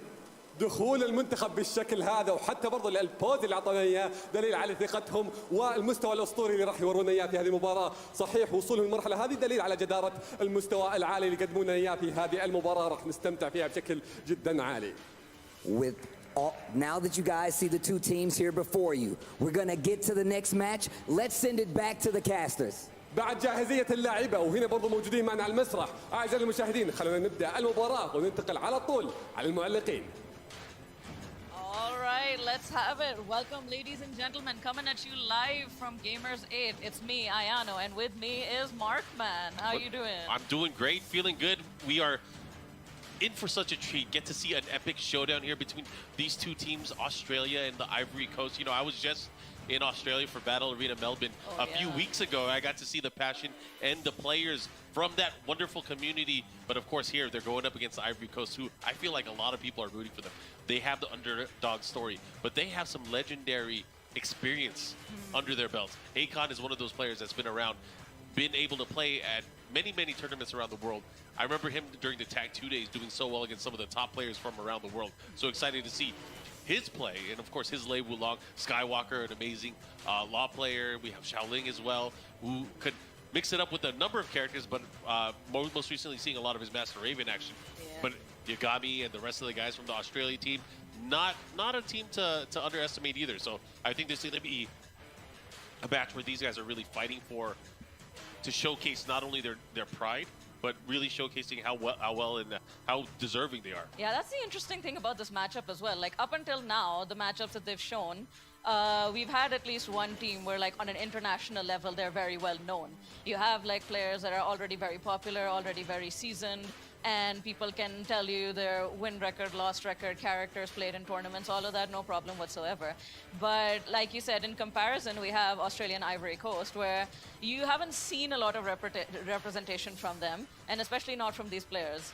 And I personally am like looking forward to seeing Skywalker because I know that he couldn't make it to TWT finals last year because of some visa issues. Yeah. So I myself had just kept hearing like, oh, you got to see his law. Like, he's such a good player. Like, wow. And I didn't get to see it, which was disappointing. But now that opportunity is here before us, and now I believe they're doing a coin flip to decide the site for the selector match, correct? Oh yeah, and the selector match, of course, is what's going to let us know, first off, which side they're going to get as they go into the main competition, but of course also for the rival reveal. So a lot on the line in terms of strategy going into this. So it looks like Yagami ended up winning the coin flip. They're picking the side here. Who are they sending up? I guess we'll find out soon enough. But selector match, interesting new addition that they've done for this tournament. It gives you advantages that many people might not think right off the bat that it's that influential. But getting to choose which side you're playing on in like the matches that usually matter, as what I've noticed so far, it feels like the first match and the last match, so the boss match, the entry match, they seem to be like the ones that truly decide the momentum going forward. So choosing the sides for like those particular matches is like, that is huge. And then knowing right off the bat who your opponent is going to be as well allows for a lot of counter picking, you have to choose your team order in the first place. Once you decide that, yeah, this person's going to go forward, you got to decide that on the fly. Not just that, it actually gives their teammates a lot more time to kind of figure out a strategy. And you got to remember, these players, this is very different from normal tournament settings. They have their teammates behind them, coaching them, letting them know how to play, how to approach the matchup as they get into it. You know, there might be some level of expertise that one player has for his teammate that they want to communicate. And this is where that benefit really goes a long way. It's super crucial. Definitely like a big advantage coming from just solo games where it's just you, yourself, and you. against your opponent. You have a team to fall back on, you have strategies that you can fall back on. So even if you feel like you have weak areas with your character or with a matchup, I got you covered. yeah, right? exactly. You have someone who's there, like they know that, they understand that. They're like, don't worry, we're here to discuss it and work around it. So that is a big boon coming into this tournament, yeah. Yeah, and I hope the players take advantage of that because, you know, I feel like for a lot of these early matches, maybe their first games, starting throughout the day, I hope by the end of the day that they are yelling and they're in each other's ears. You can really see the passion, and that's what I like to see. And that's why I love seeing the camera angles where we can see the player cams or the team cams. We can really see where the moment their heart breaks when they miss a key moment in the matchup or if they drop a combo and stuff like that. I want to see the salt. I want to see the rage. That Exactly. Kind of stuff. It adds so much to the atmosphere. Oh, It yeah. adds so much flavor to the tournament. Like maybe you didn't feel like that invested into the match, but when you see how invested the players are, when you see how eager they are with their wins or how devastated they are with their losses, it's like it's hard not to get into it yourself, you know? Oh, yeah. You gotta love it. I want to root for that person. And the now. great thing is, like, sure, you guys know about maybe the US, the UK, France, Korea, Japan, Pakistan, but you guys are about to find out about Australia and the Ivory Coast today. All right, we got Shaoling and Yagami going at it. The Forgotten Realm. This is only going to be a race to 2 rounds. Yes, and on a party stage as well. Oh, yeah, and we're here to party. Yep. 2 rounds should be like gone straight away on the stage like this. Oh, Especially with these characters, Fang versus Maven. Yeah. A very interesting matchup. What do you reckon on this, Mark? Well, I feel like it depends on your comfort fighting against Master Raven. Master Raven is one of those momentum-based characters that can really take over the match. However, Fang Wei is a different breed. He is one of the top and most used characters in the TWT for a reason. Oh, It's because definitely. he has so many great tools that can work in almost any single situation. A lot of those buffs certainly help as well. And I feel like Maven's exactly the same. Like most Mavens may start out just like abusing gimmicks because most people don't know. But when a Maven needs to get down and play serious, they can get down and play serious. Oh yeah, nice side step goes for the while standing attack. Big down forward 2, gets the big spike. Optimal punish. We're gonna Oh break yeah, the floor. and we're going downstairs. Oh. Oh, never mind, drop combo. He was trying to maximize damage. It didn't work out there. This might be a lost opportunity now. Yagami takes the first floor break instead. Oh yeah. They're about even on life here. Puts him into range now. Yagami's gonna have to be careful. Nice 1 break.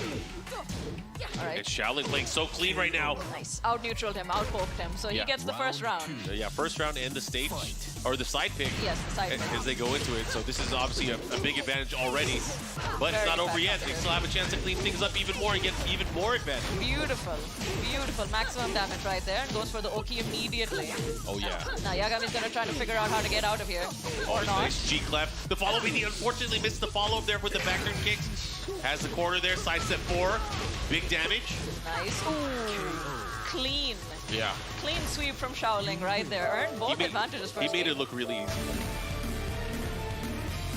All right, so obviously advantage towards the Ivory Coast there. That's going to help them as they go into the set, kind of figure things out a little bit more, gives them a little bit more information and intel as they kind of not only set the stage for how the matchup's going to go, but also kind of figure out who their opponent is going to be sending out first. Right. This is basically deliberation time now for both teams. Oh, yeah.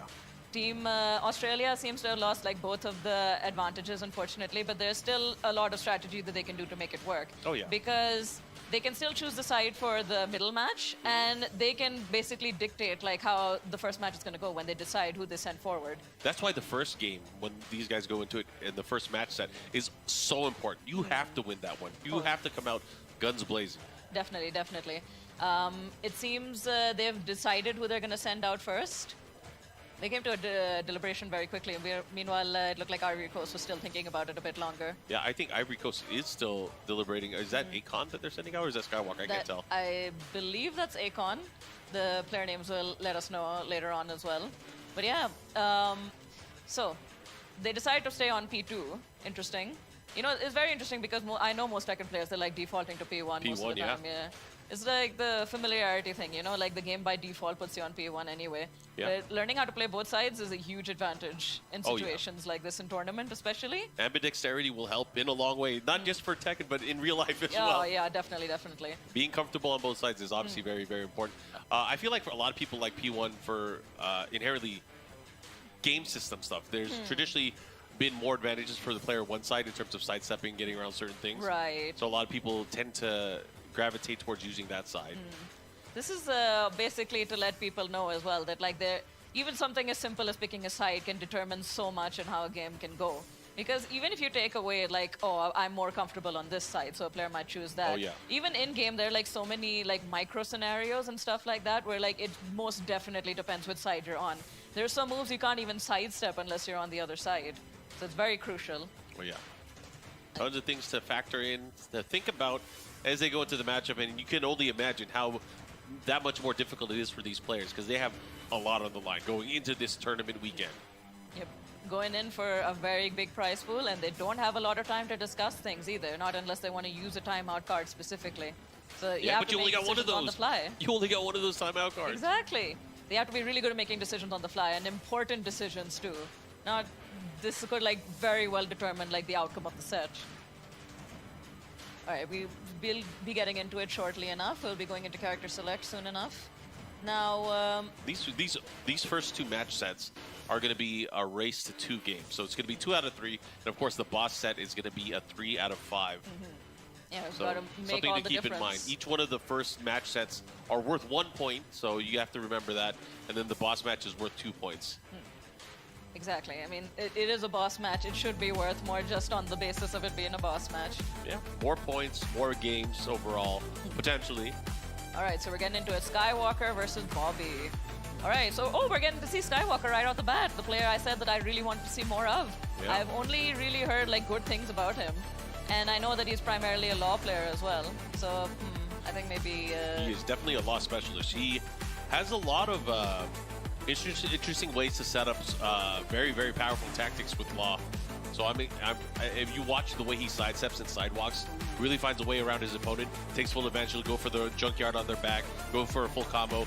If he has walls and wall breaks and floor breaks nearby, you can definitely count on him to try to utilize them as well. I'm looking forward to seeing that a lot, especially because like I consider Lom like a people's champion sort of character. Like he has all of the tools to win most sets, to win most matches. He can make it work, but you still need like that extra X factor to really make him shine, I think. It's not going to be easy peasy all the same, but you find like a character specialist who makes it work, then it can be a beautiful sight to watch.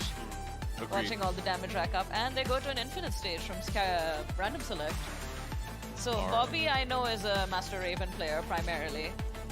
I think this could potentially be in Skywalker's favor because one of his main training partners is a Maven player. You know what? It's funny that you bring that up. I feel like that the same way. However, sometimes you get so used to your training partner that it could be detrimental when you go into a matchup because what if somebody plays a little bit different, their timing's a little bit off, then that could sometimes come crashing down on your game plan. That's a very good point, especially with a character like Maven who is very well-rounded. And right off the bat, we get him with the counter hit while standing too. All right. While standing 2 combo to start things off. Obviously, these characters will not be doing as much damage. No walls in play. However, it's all about the neutral here. How about they're gonna get into this, but he gets the float and the throw. Nice. It's all pure Tekken over here. No walls to interfere with movement or decision making. It's all about the neutral. Nice. All right. Testing him with the back 1-2. The DSS forward 1 able to land here.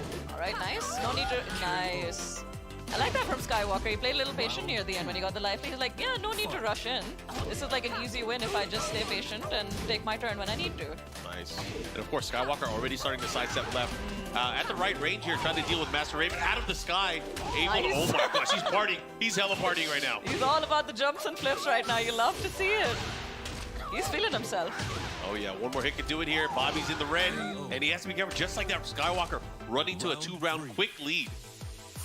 Amazing, amazing. Bobby really needs to have to work around this somehow. Ouch. Gets hit. Law's got like explosive damage, but like Maven, Bobby needs to pull out the Maven busted damage too to keep up with this. He could have gotten more there, I'm sure. Missed opportunity. Missed opportunity, big hesitation there. Another opportunity to kind of reset the neutral here. Skywalker looking for an opportunity, went for the 3+4. All right, just keep it in neutral, keep it in neutral. Skywalker asserting dominance, but also with a helping of patience. He's not overextending himself, which is very important in situations like these. Ooh, instant slide there. Looking to close it out, has the red as well. Bobby went for the range drive, gets stuck. That's a clean sweep right there for Skywalker right off the bat. Yeah, and his team just giving up their applause. I mean, what can you say? 3 rounds straight. Very respectfully. Gives the impression that they were like very confident in their team. They expected it, right? Yep, confident in the team. They'd be like, yeah, I mean, are you surprised? We're not surprised. Skywalker was able to take it rather cleanly. You know, there was that big counter hit early on from Bobby, but from then on out, he didn't really have a chance to get any momentum back in the matchup. So great stuff to Skywalker, kind of, you know, keeping his enemy kind of sealed away. It was very good of him to not get flustered by the early counter hit from Bobby. It's like that could have been like momentum deciding all on itself, but Skywalker already showing like the kind of play style that he prefers. When he goes in hard, but when he retreats, it's with intelligence and patience in mind. He knows that like, okay, I need to capitalize when I can, but I must not give my opponent more than I need to, because then that is easily a round loss instead of a round won. And just like that, he won that match pretty cleanly. Now, I wonder, we're just going straight into it. I was wondering maybe Bobby would take like a second to think about how we're going to go about things, but I think maybe he's figured that out as well. Maybe he'll switch up his timing, his movement. We'll see. Oh, and look at this. He get another open stage here. That's unfortunate. But then he picked that stage. Yeah. I'm sure, Either he picked it or he got random. Who knows? I mean, if he's gonna pick the same character, he's allowed to pick his own stage. But if he picked an infinite, then that would be an interesting decision. Maybe he has like unlocked some sort of secret tech in his brain, like noticed some fatal flaw in Skywalker's game plan that we haven't noticed yet. Well, if he has it, he better take advantage of it right now. There you go. Goes for the Dragon Fake stance to follow up here. Yeah, that was a big chance there. Unable to capitalize on the combo damage. Whoa, and Skywalker just tapping at the toes right now. He looks so comfortable right now. Like even when I look at the camera, he's just like he's totally comfortable right now. I love that. He's like, just another day for me. I think that is like the factor of him just playing with Master Raven a lot is coming in a little bit. Ooh, wasn't quick enough with the whip punish. Nice, gets the counter hit here. Bobby has a chance, but gets hit by the wall standing forward wake up, and Skywalker taking round number 1 here. Beautiful, clean, patient.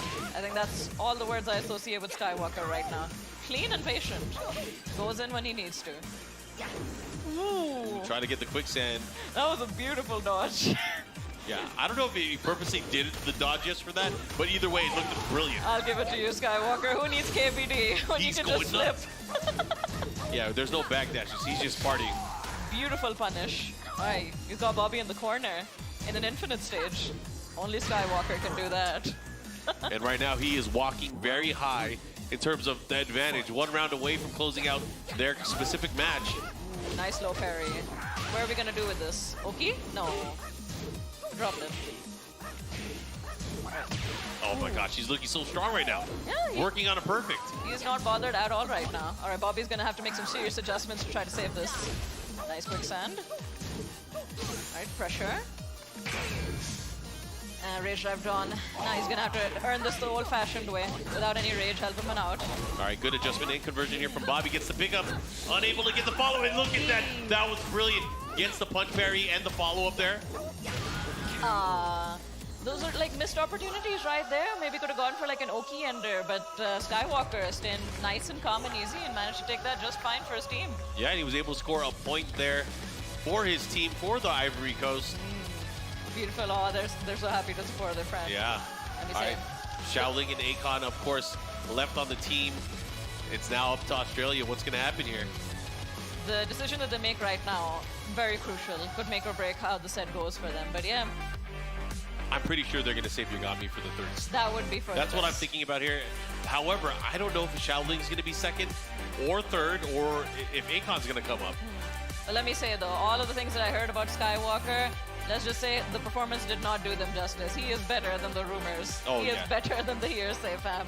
He's definitely a great That player. was so clean. Like, he just... I didn't feel like he was out of control for a second. Okay, they're going to be interviewing him soon enough, I think. All right, well, that was very clean. That was very crisp. Like, I was expecting good law play, but then he just was so in control of everything. All right. All right, back to Tasty Steve now. Guys, did I not tell you that these guys were special? I have not gotten to see these guys play with my own eyes, and it is such a treat. Man, congratulations. How does it feel to be on this stage, being able to represent your region? Because we've talked about, every time I see you guys, I talk about how I want you guys to be on the stage. I want to see you guys represented. How does it feel? To be honest, it is the greatest opportunity we have seen so far. Yeah. That's lovely, man. Yeah, I don't know what to say, but thank you. Thank you for the opportunity you gave to us. How comfortable do you feel now? I know these situations are very tense, but how do you feel now? You've gotten games under your belt. You played very well on top of that, and the team seems very, very comfortable right now. Sure, it is a responsibility as a captain to play to open the tournament. So I tried and it worked. Look, that's all I got to say.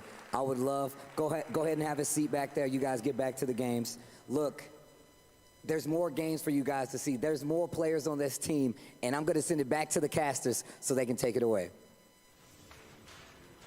Thank you, Tasty Steve. Man, that was a great opening game. You know, Skywalker, well said, and you know, you could tell he's just so happy to be here. It's really nice to see that again, having these opportunities. But it's not over yet. That was just game number one. Yep. It can all be completely different from here, but like Skywalker's little speech over there, wow, did it resonate with me. Like, I feel like that myself right now being here is just like having that passion for that game, having that skill, that dedication, that experience and all of that. And then when you finally get an opportunity where you can present yourself, present your country, present your character to an international stage, like it can move your heart, honestly. It's like seeing that smile on his face while he's talking. It's like, it moved me. I felt moved, certainly. Oh, that's great. I mean, Tekken is such a wonderful game, a wonderful community. Being able to see these players from around the world gather and just, you know, bond over a game, this is amazing. It is beautiful. Like, I'm sure like plenty of games have that same feeling, but FGC games just hit different. Oh, yeah. Tekken just hits different. I'm sure a lot of us just owe so many positive experiences, positive relationships to this beautiful game. And yeah, I'm so happy that this is an opportunity for like so many underrepresented regions to come and show their stuff. That being said, next match incoming. So Skywalker and Bobby have to sit out the remaining matches unless there's a tiebreaker situation now. Yeah, but the legend Akon coming up for the Ivory Coast. I'm a big fan of his, you know, ever since I think the first time I saw him playing was during the Tag 2 days, seeing his Hwarang and his Lei team. But man, his Lei is something else. I love seeing the pace that he plays at. So he's gonna have his opponent's gonna have his work cut out for him. Yeah, Lei players are like a rare breed as well. Oh, he's a all-button controller player. Interesting. Very interesting. That's a hitbox, no? In a mixed That box? is not a hitbox. That is not a mixed box either. That is a completely different configuration from what we're used to seeing. So this is definitely his own concoction. Oh, of wow. this, not a standard for Leverless for sure. We can do like customs now. I feel so old. Back in my day, you had a stick or a pad, and that's about it.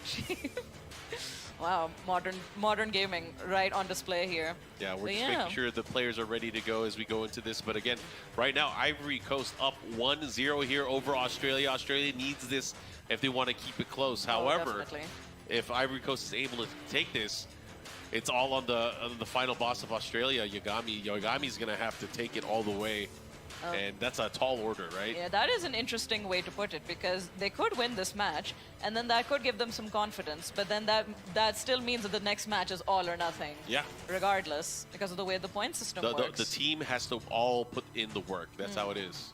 They have to be really careful and really smart with how they send which player, how they pick which character even, how they pick which side, because right now Australia has the right to pick whichever side they want, actually.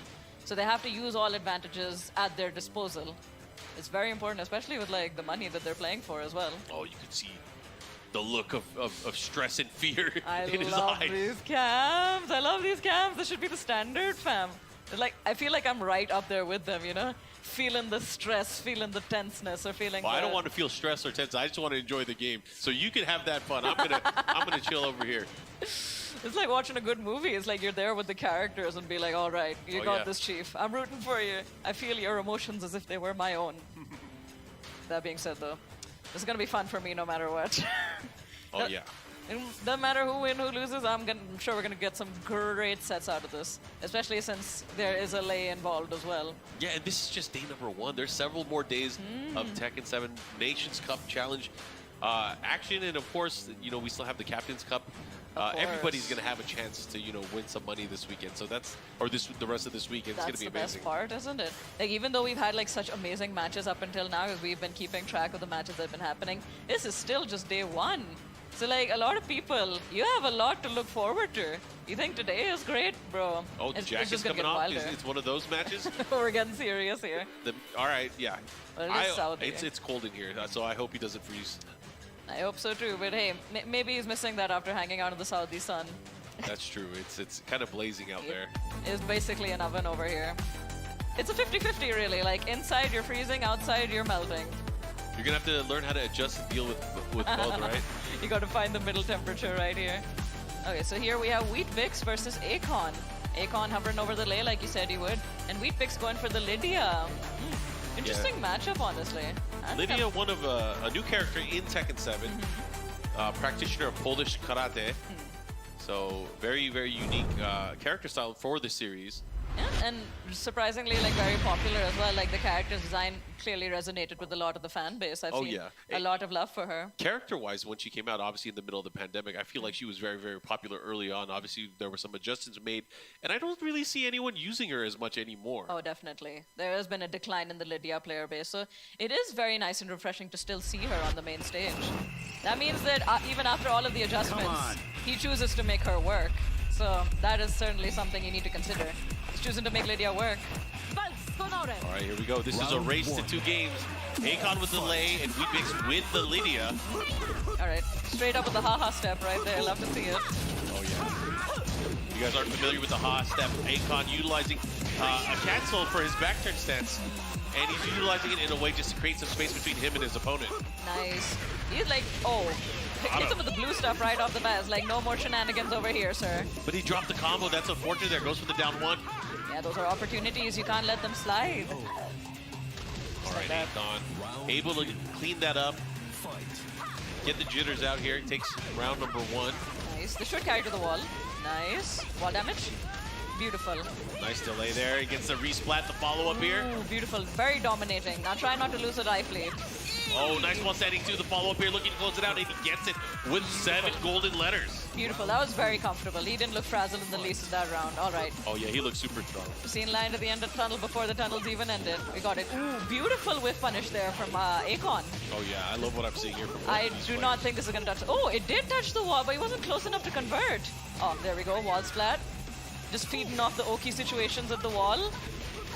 Wow, answers with his own perfect. Back to back, and of course, using the set, he goes for the special taunt at the very end as well. Akon feeling himself. Lay players, fam, especially legacy lay players, a special breed, fam. Oh, yeah. Always a fun time seeing them. Oh, he has the wall position. He's on nice duck. Knew the second hit was high. Here comes Wheatbix here. Maybe side wall stun, unfortunately. This stage, I feel like more than this stage and the Noctis stage have like the most crazy side wall situations. Oh, yeah. But this stage, you can't even tell where the walls are, honestly, because of the way it's structured. It's the zombies, I'm telling you. They're messing it up. The walkers. They're ready to like push people out of the wall instead of dragging them back, fam. He goes straight to Rage Art. He's going to do a ton of damage here, but is it going to be enough to kill him? Might. I'm not certain, actually. Oh, no. There is a little bit left here. Yeah. How's Akon going to deal with cleaning this up here? Lydia does have Rage, but the Razor Rush combo able to land there. You got to watch out for the extra hits. Yeah, definitely hard to approach Lei when he does the Razor Rush like that. It's got multiple hits, multiple follow-ups and stuff like that. I imagine he must have tried to go in with something, maybe a 4-forward 2, or maybe a jab or something, and got clipped by the Razor Rush. Oh, yeah. Very important to play around that, because that's a key move with Lei as well. You're going to see all the Lei players use it every now and again. All right, very good play from Akon, but I would say that the domination in that round was a bit back and forth, honestly.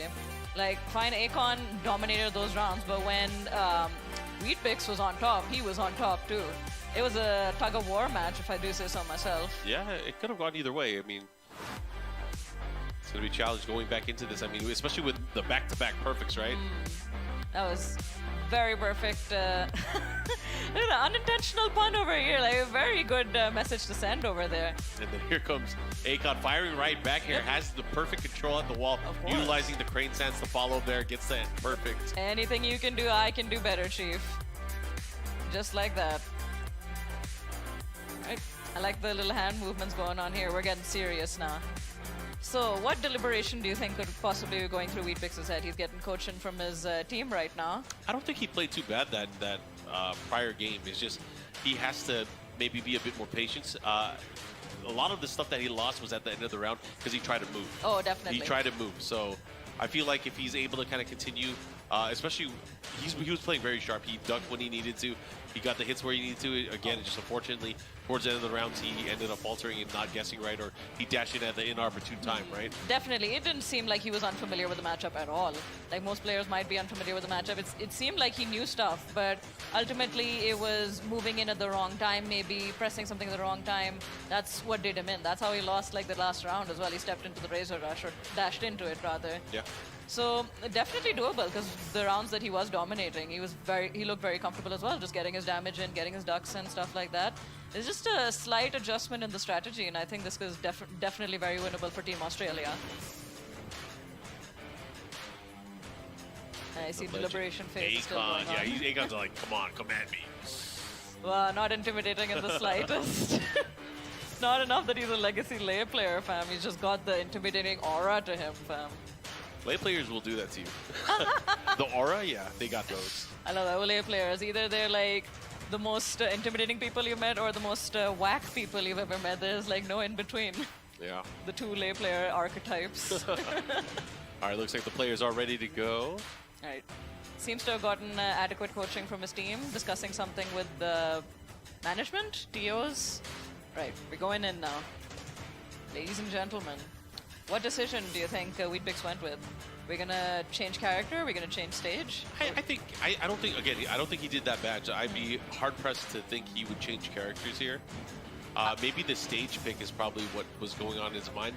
I feel like, is that Sook? Yeah, it looks like they went to Sook here. Maybe a smaller stage. Does he want the walls more to corner his opponent?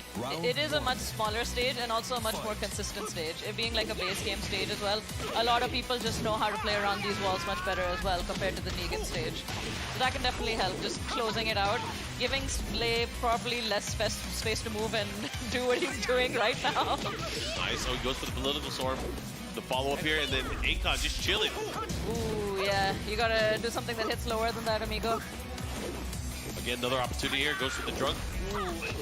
Akon is just comfortable. Nice wheel kick follow-up, and then gets the nice poke at the wall. Weet-Bix able to take the round here.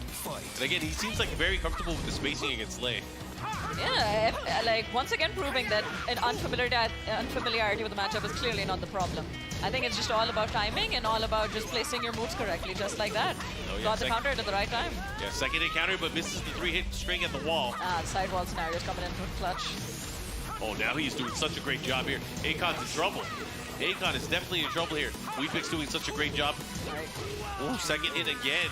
Beautiful. Maybe it's Akon that maybe is unfamiliar with the character matchup. That would be certainly something.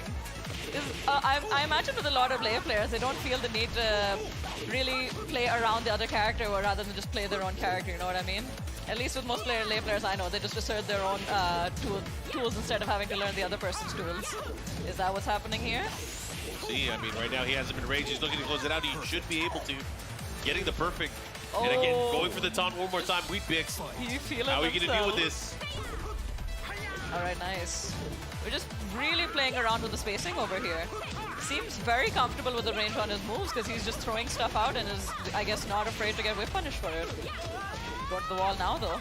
Yep, big combo, nice. Oh, he went for the low, but no launch. Missed opportunity. Yeah, he could have done a wall standing 3+4 there. Right. Second hit, able to land one more time. Akon is getting beat by a lot of these strings, and this time the parry finally works. Clutch parry right there. Oh, and went over the get up kick. And just like that, he has tied things up here. One game apiece. Weet-Bix on the scoreboard right now. And his team's probably telling him, you had this ever since the start. Prop him up, Stop choking, you got this. Don't worry about it, Chief. Just keep doing what you're doing. That was beautiful. That was like a great move, honestly. Like maybe it was not planned, but like jumping over the get up kick like that potentially spared like a counter hit launch from that. And just being able to continue his momentum from that was underrated play, honestly. I'm not entirely sure if it was intentional, but hey, it happened. All right, now the whole team coming forward to talk to Akon about this. Be like, we can't do the leg gimmicks anymore. Might have to switch it up a bit, homie. Yeah. Skywalker offering some words of advice here. You can see some of the action that just happened in the previous game. Nice. Weet-Bix obviously ended up tying things up here. Akon was fighting for it, but, you know, unfortunately, had, Weebix had an answer for almost everything. That's the moment I was talking about. Unintentionally was a really huge moment, being able to deny the counter hit from the get-up kick and continue the pressure. It's very well played by Weedpix over there. And his team obviously very hype about that. They got their homie backed up just like that. That's what I love about team matches, like seeing the player dynamics, interplayer dynamics. Love to see that. All right. Looks like the players are getting ready to go here. This is a decisive final game between these two players, between Akon and Weedpix. Now, if you were Akon, how would you be feeling about how that last match went? Obviously, I'd be a little bit disappointed. I feel like there's a lot of things Akon hasn't really utilized in the matchup so far. You know, there's not a lot of raids. Man, we have an open stage again. Oh, wow. They're all coming up. But I feel like he hasn't really tested his opponent. You know, he hasn't gone for throws. He's only gone for the Razor Rush mix-ups and then kind of waiting for whiff punishes, right? So I feel like Akon should test them a little bit more with his wild options. Yeah. Try to get into like the really niche stuff with Lei. I think that could be where he gets his victory in the end. I think he opted for the infinite, correct? Yeah, he picked it. Yep. I guess he wants more space. So the Sook pick was probably a very good idea, actually. Has more space to play around with move ranges and whatnot. Yeah, seems very much in his element, but nah. Yeah, Weedpix obviously knew the range there too. Going for the while standing too, that was big. But he missed the last hit of the combo. Delayed it a little bit too much. Nice, good punish. Oh, wow. Beautiful. Round 2. Weedpix just coming in with the momentum from the last match, it seems like. He seems pretty confident himself. Alright, doing some stand shenanigans. Beautiful whiff punish. Yeah, he was out of range there, but able to make it still work against the while standing 2 launch. The follow-up here. Weedpix with a slight life lead here, but Akon not too far off. No, it's very smart what Weedpix is doing right now, that he's just backing off and making the Lei player come to him. Because he's making him come to him, yeah, for real. That is much smarter because Lei has a harder time on approach than he does when the opponent just comes to his stances. Yeah. It's very smart play for Run Weedpix. into my big self. This time landing the Tiger 2-2, the follow-up here. All right, nice. All right, Akon able to get some damage, but he goes straight into Tiger. Oh, beautiful. There's like some next level sort of spacing mind games going on over here. I was about to say he missed an opportunity for Oki, but nope. He just wanted his opponent to come run into the Tiger stance. Oh, and he's gonna be dead. Clutch. That's unfortunate. Ooh. The big old range drive able to land it just like that. Weedpix 1 round away from taking this match. One round away from making it even. And he's playing super confident. It's totally believable to me that he could take this as a clean sweep. Akon, it's now or never for your team. Oh, big counter hit. Follow up here, looking to close things out. Nice. Last hit, Sparkles. Gets the ender. Ooh, he's just asserting dominance. He's not even waiting for a second. No hesitation whatsoever from Weedpix. He does have a good lead as well. Akon's gonna have to be careful how he approaches here. Yeah, Weedpix, be careful, be careful. You don't want to run in. Oh no, you were playing it smart earlier, bro. Like you make the Lei player come to you, and whipping a big move like 4-4-3, like yeesh. Looking for that chance here. Has him in the red. Watch out for that range drive. Either player just needs like one good hit to take this. Wow, went for the hop kick to close things out, but Akon ready for it, able to get the punish. Nice. 2 rounds to 1. He's still alive. He's still alive. He can take this. Don't you worry. All right, going in, asserting his mix-ups, using his favorite moves. Ooh. Wow, this is looking really good for Akon right now. Great way to thread the needle there with the Tiger 2-2. Yeah. Looking to close it out. One more hit can do it here. Maybe take it to the final round. Perfect. Oh, look at that. We are going to a final round. Just like that. Like, entry match. Final round right off the bat. Oh, wait, no. It's mid-match. Oh, he went for the rape sweep there. But gets picked up. Weedpix coming back. Beautiful float combo there. I didn't even know you could do that. Nice. Tries to get a grounded hit there. All right. Down one. Hell sweep attempt. Oh, yeah. It's all starting to hit here. Weedpix having a huge lead now. Akon's going to have to be careful. Oh, he tried to get him again. All right, now play the smart, Chief. Play the smart. You don't want to lose to a random mix-up. Well placed. Well placed. Oh, they're popping off. The team pop off. We love to see it. Oh, yeah. And look at that. His team obviously cheering him on. Weedpix getting a game on the scoreboard for Team Australia. Now they're tied up 1 game apiece. 1 point each for each side. Akon definitely looking disappointed there. Yeah, and it's now going to come down to Xiaoling and Yagami. for the boss battle, and they're going to have to be playing each other in a race to 3 games. Yeesh. This is definitely, this is going to be a jaw clencher for sure. As whoever wins this just takes it. There is no potential whatsoever for a tiebreaker match. Yeah. It's now or never. And I wonder who Yagami's going to utilize going into the matchup. Are we going to see the power of Feng Wei versus Xiaoling again with his Master Raven? Or are we going to see Kunimitsu? Because Yagami's been known to utilize quite a number of characters, especially the strong characters. That can be a very good advantage in any tournament, personally, to have multiple characters and multiple characters who have strong moments too. But yeah, but as you can see over here, we're going over the highlights from the last match. All right, Akon was very good at using like the key lay moves to get some damage in, but Wheatbix, he held on firm, did not let the matchup rattle him one bit. He was ready, and he knew when to apply his advantages when the time came. We're seeing all the perfects now, but this is the clutch moment, really. Yeah, it was all about the clutch and make sure you get the hits where they count. Of course, of course. Yeah. All right, we're going to throw it over to Tasty Steve. Well, finally, we have a 1-1 situation here after the first 2 matches. That one there, the Wheatbix taking it over Akon. Maybe people there was a lot of questions there as well. Wheatbix, you know, a new, relatively unknown player to the global Tekken scene. Akon, a bit of an old school legend there. But that was a very crazy back and forth. And that first match as well was Skywalker versus Bobby. Man, let's talk about that, man. How are you guys feeling about these first 2 matches? Man, so Skywalker versus Bobby.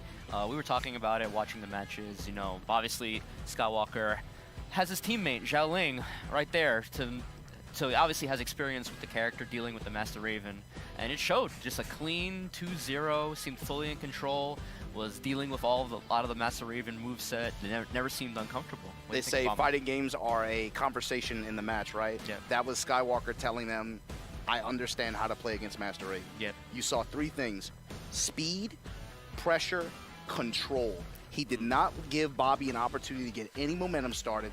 He did a great job of shutting down or mitigating any damage from rage, whether it was panic rage drive, whatever. He stuck like him.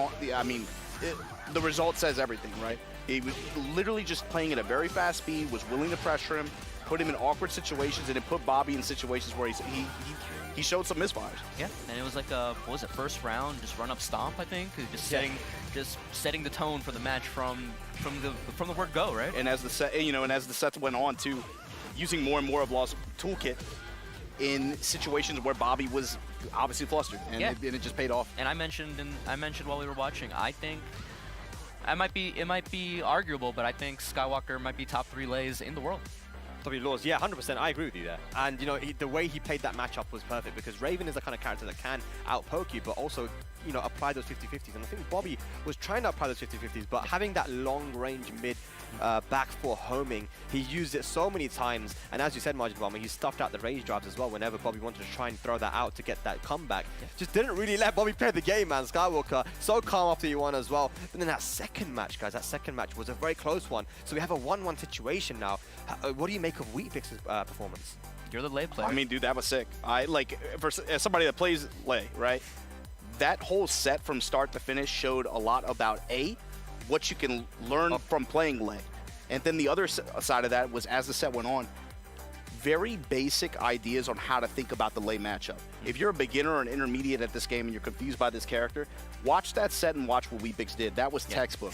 Because as much as Akon started out the set by utilizing what, in my opinion, what's the coolest thing about watching him play is that movement, especially at the far range. Even though it's a character who I mean, we were talking about this earlier. That's the oldest player on that team. Maybe there's some unfamiliarity with the Lydia matchup. But with the way he plays, utilizing Lay's movement, especially at far out ranges, you saw a lot of back turn, you saw a lot of hoo-hoo stepping, you saw a lot of these stance cancels. That didn't really even lead to anything. But what it's doing is it's saying to the other player, hey, how patient are you? Are you willing to run into this and play my game? Because if so, I'm going to be looking, I'm an opportunist. I'm looking for these whip punish opportunities you're going to give me. I'm looking for these opportunities to float you and convert that into damage. Then I'm going to run the Zubux Oki. Then I'm going to put you in some mix-ups. But then on Wheatbix's side, I mean, that second game, he got wall control. He just, like you said, started just throwing the whole move list at him. See how familiar you are with this character that I'm playing. And then from there, it went to the last game where you saw now Wheatbix is playing that tug and war. Okay, you want to go off and back off? You want to start dancing and stuff like that? I'll wait. Yeah. You're going to have to approach me. I wrote 2 notes here when I was watching this set. I feel like the story of that set started with, hey, does Weepix know Lei? And it ended with, wait, does Akon know Lydia? Exactly, yeah. And then the second one was that last Infinite stage, that was Akon's pick to try to control the pace, and Weepix used it against him. Yeah, I feel like in that situation, when it came down to the final match, Weepix understood that he needed to play offense. Maybe he realized that in certain situations, the Akon wasn't really familiar with the Lydia matchup. But also, if you're not yourself familiar with a matchup, maybe he had some trouble with the Lei, as you mentioned, Margin Mama. But you know, you can play offense in that situation, right? Play offense. If you don't know how to play against a character, don't play defensive. You don't know what to defend against, right? So it turned into a little bit of a brawl at the end. It was a close game. It was a very close final game there, and Weepix did end up taking it. But you know, offense actually worked for him. And there were a couple points too that I want to point out with him that show maybe he was familiar. He challenged Akon in several points where he went for frame deficit stance transitions to try to take advantage of some confusion or hesitation. Expecting him to freeze up. Exactly, and Weepix was ready with the answer every time. No momentum for you. The other thing was there were a couple of misfires on Akon's side. He had a few big whiff punish opportunities that he just couldn't quite convert or made a misjudge an error. But the big word, capital P, patience. Weepix, okay, I got a life lead. Go dance, do your thing, man. I'll wait for you. Yeah, 100%. But that means our boss match is going to be Yagami going up against Xiaoling. This is going to be it. And this match decides the winner of the set, because finally we have a 1-1 situation. So let's go over to the stage to complete this set. Much appreciated there, Spag. We're back from the analyst table, and now we're heading into our boss match, our definitive final match for this team set. Oh yeah, there's no possible tie here. It all comes down to this. It's going to be a race to 3, and Xiaoling is picking Xiaoyu, Yagami is picking Kunimitsu. Wow, I think that's a smart decision. I think that's a very smart decision from Xiaoling, because they have Bobby on their team, right? And they've proved basically that we have Master Raven experience. You don't know if they have Xiaoyu experience. So I think it's good to throw out the Xiaoyu first and test the waters, because this is going to be a first to 3 because it's a boss match. Yeah, and I think for both of these players, it's good to experiment with another character going into it, because again, it's an extended set. You have an extra game to play around if you need to. Yes. See what works first off. So I think it's a very smart decision to be able to use the Xiaoyu right off the bat and see how they respond to it. I mean, you're going to need everything you can get going up against Kunimitsu. This character is a problem. This character is a beast. All right, we're going to go into this immediately. Xiaoyu versus Kuni. Xiaoling versus Yagami. All right. So far, just poking, keeping the neutral, keep no momentum sighted just yet. And that move there that Xiaoyu has the down back too. Such a great tool here to be able to kind of create openings and opportunities for That was a great frame trap by Xiaoling. Got the counter hit right off that and was able to capitalize. Oh yeah. Up to Yagami to try to answer back somehow. Nice. Yagami has to deal with this life deficit now. How is he going to get in? You know, early on he was utilizing the set. That was a good step, but didn't really go for any sort of punish. I guess he didn't feel like the jab would have reached me, because the thing about Xiaoyu as a character, she has a stance called Art of Phoenix that makes her go really low to the floor. It can be hard to whiff punish her on certain moves. Oh yeah, there's no time here. He's going to have to utilize something here to make things work. Goes for the rage art, going to have it hit. Time is frozen here. Obviously he's going to be doing damage, but he has to do a quick mix-up because he only has 5 seconds after this. Yep. Most probably will go for a set mix-up just so he can close the distance. Either set low, set hesitation into launch. Just like that. Oh, he went for the wall setting or not aim. Oh my gosh, it's not going to work. That was a very smart decision there from Xiaoling to delay the wake-up. That's a very underrated option in most situations, actually. Because your opponent's always going to be thinking about Oki when you're on the floor. A lot of people don't want to delay their wake-up. A lot of people just want to get up immediately because, oh no, I'm going to get hit. But delaying your wake-up is such an underrated option, because look at that. Like, Yagami couldn't land a single hit on him, and then he could just get up calmly and go about the match and win it. Oh, goes for the grab, able to land it successful here. Yagami with the early lead. All right. Both players using like key tools from the characters. Xiaoling slowly chipping away at Yagami.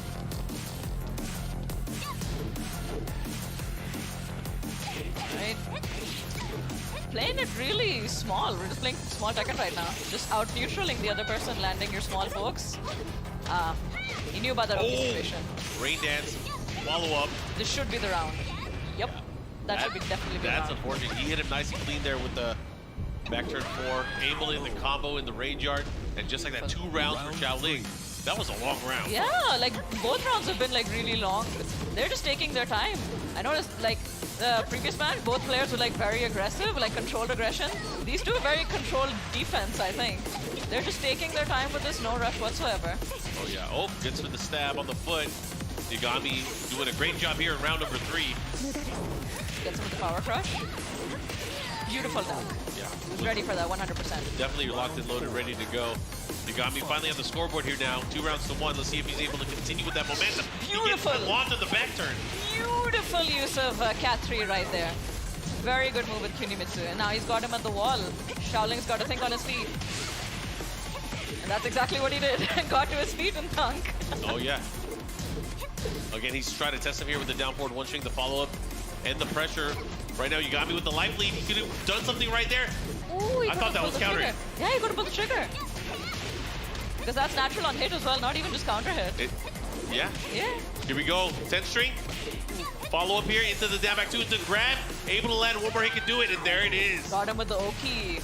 Very good. That is a very good, the 1+2 grab from Xiaoyu gives you a very good Oki situation. As Xiaoyu as a character, she is basically based around Okizeme, as in the art of hitting your opponent when they're trying to get off from the ground. Yeah. And just like that, utilized it correctly and managed to get the first match. So Xiaoling making that Xiaoyu pick pay off early on. Now Yagami's gonna have to kind of think about this as he goes into it. We know Yagami has other characters up his sleeve. He could use a little bit of Feng Wei, Steve, but I wonder who he's going to utilize in this particular counter pick situation where he has another opportunity. I think Feng could be a very good option. Just in the current state of Tekken 7, Feng is just like a good, safe option. Oh, yeah. So I would not fault him at all if he went straight to Feng. And that can be a difficult matchup for Xiaoyu as well. And here we're seeing some highlights from the previous match as well. Like what I was talking about, the delayed wake-up, very underrated option, especially at high-level Tekken. It really messes up with your opponent's timing to get like extra hits on you. And just like that, he took it with the throw that gave him free Oki. Yeah, and able to put it all together there. Looking really strong here, Xiaoling out to a 1-0 lead here in what is the final set between these two players, or these two teams. I love that. I feel like we got to see a lot of Xiaoling in that match specifically. Oh, yeah. We got to see a lot of like character knowledge that he's applying in like Oki situations, but we see a lot of like experience knowledge as well, like a lot of legacy knowledge with the delayed wake-ups, with the situations and whatnot. Oh, and we've decided to stick with the Kunimitsu for now. Yeah, into an open stage. We're in the Infinite Azure 2. All right, yeah. Maybe that could make a huge difference as well, because Kunimitsu's backdash is also very good. Her movement in general is just insane. Is good movement, so that can be very helpful utilizing it around Xiaoyu. It creates some whiff punish opportunities. Speaking of whiff punish opportunities. Right out the gate, right? Yeah. Love them some whiff punish opportunities. Yagami is trying to set that up, but Xiaoling's got your number too. Like, I got those too, don't you worry. Alright, going back to neutral. We're just taking our time. These two players just totally interplaying the slow game with each other. Okay, gets the follow-up here, looking to get more damage here, but here comes Yagami. Beautiful. Are we gonna go for any Oki? Yes. Goes for the max damage ender, actually. Alright, what will be Xiaoling's response to this? Actually, he can just back off. He still has the life lead. Uh-oh. Raccoon swing. Gets the rage drive here. Unfortunately, no wall nearby. Can't continue, but a big sweep. Alright. One more hit for either person can do this. Oh, and the down forward 1 pressure. Able to land Xiaoling another round under his belt. If down forward 1, super good move on Xiaoyu. Can go under like a lot of highs in the game as well. It's just a very good mid. Can go into back turn where she has a lot of other move options as well. Definitely, Xiaoyu players be using this move more often. Alright, but Yagami going in. He's asserting dominance in this match. Oh, he's doing such a great job here this round. His round to lose, really, but Yagami able to take that, tying it up on rounds. Good idea to go for the power crush there. I think a lot of players in the low life lead, they just are really eager to press and try to get the momentum back. Power crush is a good option if your character is a good one too. Oh yeah, and Kunimitsu has honestly one of the best. Yep. If it's still splat by the wall, it'd be even better. Yep, it was even better before it got nerfed now, but still very viable option. It's only minus 13, so you're not even gonna die for hitting it, so might as well throw it out. Why not? Oh, great step, but not fast enough to interrupt. Yep. That was very crucial interrupt, because if he didn't interrupt there, he would have been launched for a combo, and then he'd be trying to figure out how to get the life lead back. Oh, again with the down back 2, the pressure. Xiaoling wants this game. He wants to be able to put it into a great situation to be able to move on. Even the trades have them going back to neutral. That's their favorite place to be, it seems like. That's what it looks like, yeah. Yeah, most comfortable, just ooh. Speaking of which, all right. Oh, here we interesting go. Combo. This It's looks big. like an Oki combo And right think here. about the time left too. There's no time. All right, guys. I know you all love just dancing around each other, but you might have to consider if you want to win this, you're gonna have to speed it up. Yeah, you need to start make things count early on. I think they heard us. They're just going straight in now. I mean, the tempo of the song is getting faster too. You gotta move. Let's get going. Oh, comes down to this for this game. Ooh, gets it with the last hit on the string. Lots of people don't really see that coming. It's kind of unsafe to throw out, but he took a risk and it worked out. Oh, and the orbital. The up 4 able to close that out with the taunt at the very end. And look at that. Oh, he's Xiaoling is smiling. smiling. He's all smiles. He's smiling. He's feeling himself. I see you, fam. I see you. I've been enjoying your Xiao Yu, fam. I want to see that more often. That's some fun Xiao Yu play. It's like a really good mix between like playing it simple and then going into the character-specific shenanigans and whatnot. Yeah, Yagami has to be thinking, because like this puts him into a very difficult situation. Whatever character he picks going into this now, he's going to be stuck with that entire character. He has to win 3 straight games. Yep, got to marry that character basically. The big-ass commitment he's making over there. All right, going through the highlights again. Very interesting that Xiaoling over here went with that string. It is very dangerous to have that string block, but he took a chance, and it worked out for him. He got like a lot of damage from that, and orbital, very nice, safe option to All close around. smiles. I was very happy about that orbital. Yeah, Team Australia definitely has to get things together here. They got to cheer on their boy Yagami. I mean, he has a chance here. It's just a tall order, 3 games straight. Yes.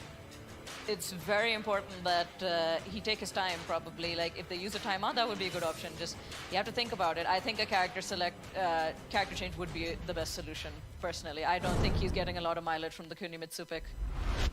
Well, we'll see. Did he pick? No, he's going to stick to Kunimitsu. We are going to the Mishima Dojo as well. All right. Maybe he knows something I don't. All right. I'm looking forward to see it. I would love if he made the run back, honestly. Prove me wrong, Yagami. I believe in you. Yeah, I always want to see more Tekken. Of Bring course. it on. Let's go. Let's go. I don't want it to end so soon. Party's just getting started. All right, here we go. Xiaoling just on a tear right now. So we went from an infinite stage to one of the smallest stages in the game. Perhaps that's what he's thinking. He's thinking, I need to give less space to Xiaoling to do stuff. And then the wall being there certainly helps as well. It buffs the rage drive of Kunimitsu by default. Yeah. Nice, gets a guaranteed follow-up from the side step. Let's see what happens here. Flying mix-ups. Nice.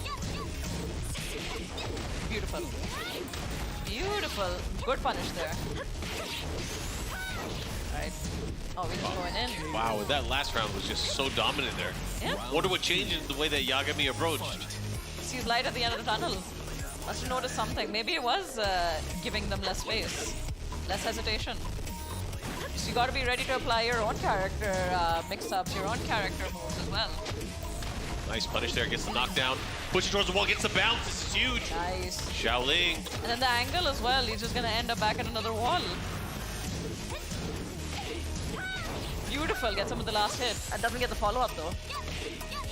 Oh, this is a big chance. Yagami, this is going to be very important. Probably the most important part. Oh, he gets unblockable. The charge, the follow-up. Let's see what he does. Oh, and that was it. He went for the huge wrist there with that big sweep. He did the taunt. I love it. Oh my god, Xiaoling feeling himself. Xiaoling is not intimidated at all. He lost a round, but he's like, nah, I got this. If he has the time to throw out a taunt, he feels he's got this, for sure. Yagami, gotta pull out all the stops, homie.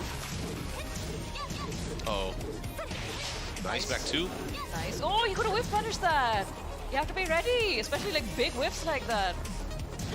I mean, sometimes you're just so focused on the defensive mindset, you forget to go in like full throttle. Oh yeah, definitely. If there's one thing both of these players have proven to us is that their defense is top-notch. Oh yeah, without a doubt. It's now or never now. You need to bring out the offense, homie.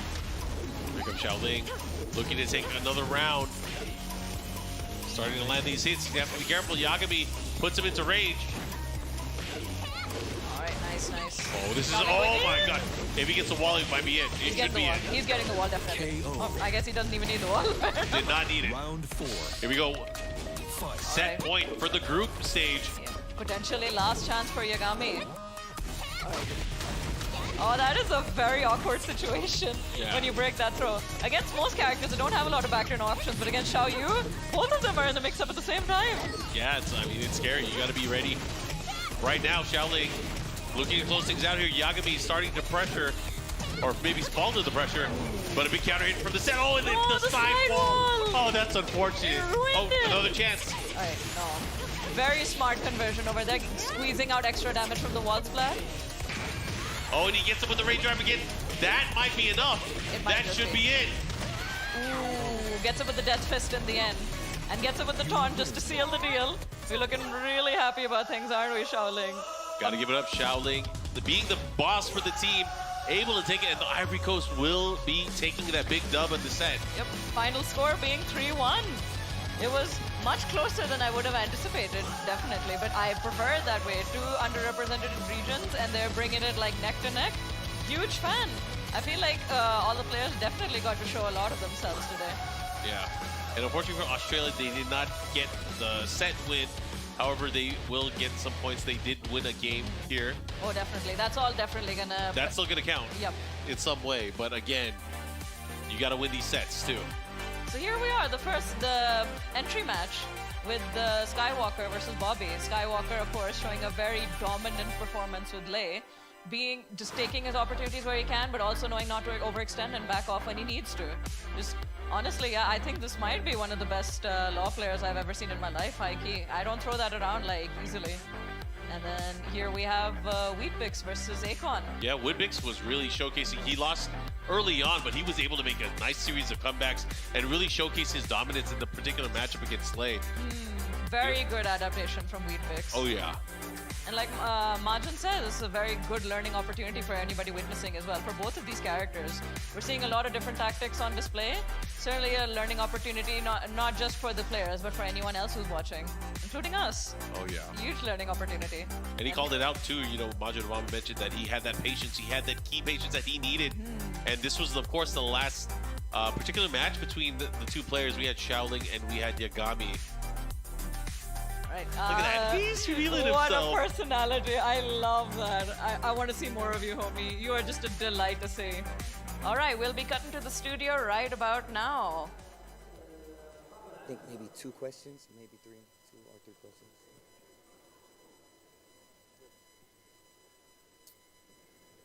Sorry, I didn't even know he was up. How you guys doing out there? Hopefully you enjoyed the matches that you just saw. Man, Ivory Coast taking it this time around. And let me just say, Xiaoling, once again, it's a pleasure to see you play in a competitive nature. But I have a couple of questions. And the first question is, now that you are representing your country, you're getting to represent it with your countrymen, your training partners. And I've been asking this question a lot because this is a new feeling. How does it feel to be on this stage representing where you're from? Okay, I am very happy to represent my country. It is a very great opportunity for my country and from Africa. So I'm very happy. Especially for Tekken, I like that. صحيح كان السؤال اللي قبل شوي انه كيف شعور اللاعب وهو يقدر يمثل منتخبه. كانت الاجابه صحيح انه فخر عالي انه يقدر يمثلها ويمثل حتى برضو في المنتخبات وقاره افريقيا كامله. اداء اسطوري قدموا لنا اياه فعلا يستاهل الانتصار في المستوى العالي اللي شفناه قبل شوي. Next question. You guys have a very kind of unique group of characters. You got Lei, you got Ling, and then you still have like a master, like the characters that you have, like, talk to me about, do you feel like that affects your chances here? Do you think that it affects it in a positive way? I like a character like Lei, Master Raven, and Xiao Yu, evasive character. I prefer evasive character. So, well, صحيح كانت الإجابة قبل شوي. السؤال كان إن شلون يقدرون يلعبون في هذه المنافسة رغم أن اختياراتهم للشخصيات كانت غريبة، وهل بتأثر على فرصهم للفوز في هذه المنافسة؟ كانت إجابته أن لا، أن عندهم الثقة العالية، عندهم اختيارات مختلفة زي شخصية لي، حتى برضو شاو يو. فعلا الاختيارات اللي كانت عندهم مميزة ولعبهم فيها مميز أكثر برضو.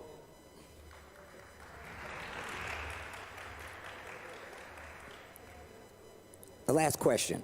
I wanted to ask you, now that you have had this this experience versus all these other characters, do you feel like you want to add more characters to your roster? Because you play a very, very strong game. Are you committed to these characters? Will we ever see you switch? This is just a personal question I would like to know, because you're a good player, and we might not see her in the next game. We might not see your character the next year.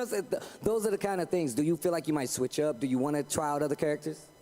Okay, it is a great opportunity. So it represents more experience for me and for my teammates. I think so. I want to participate more competition, international competition.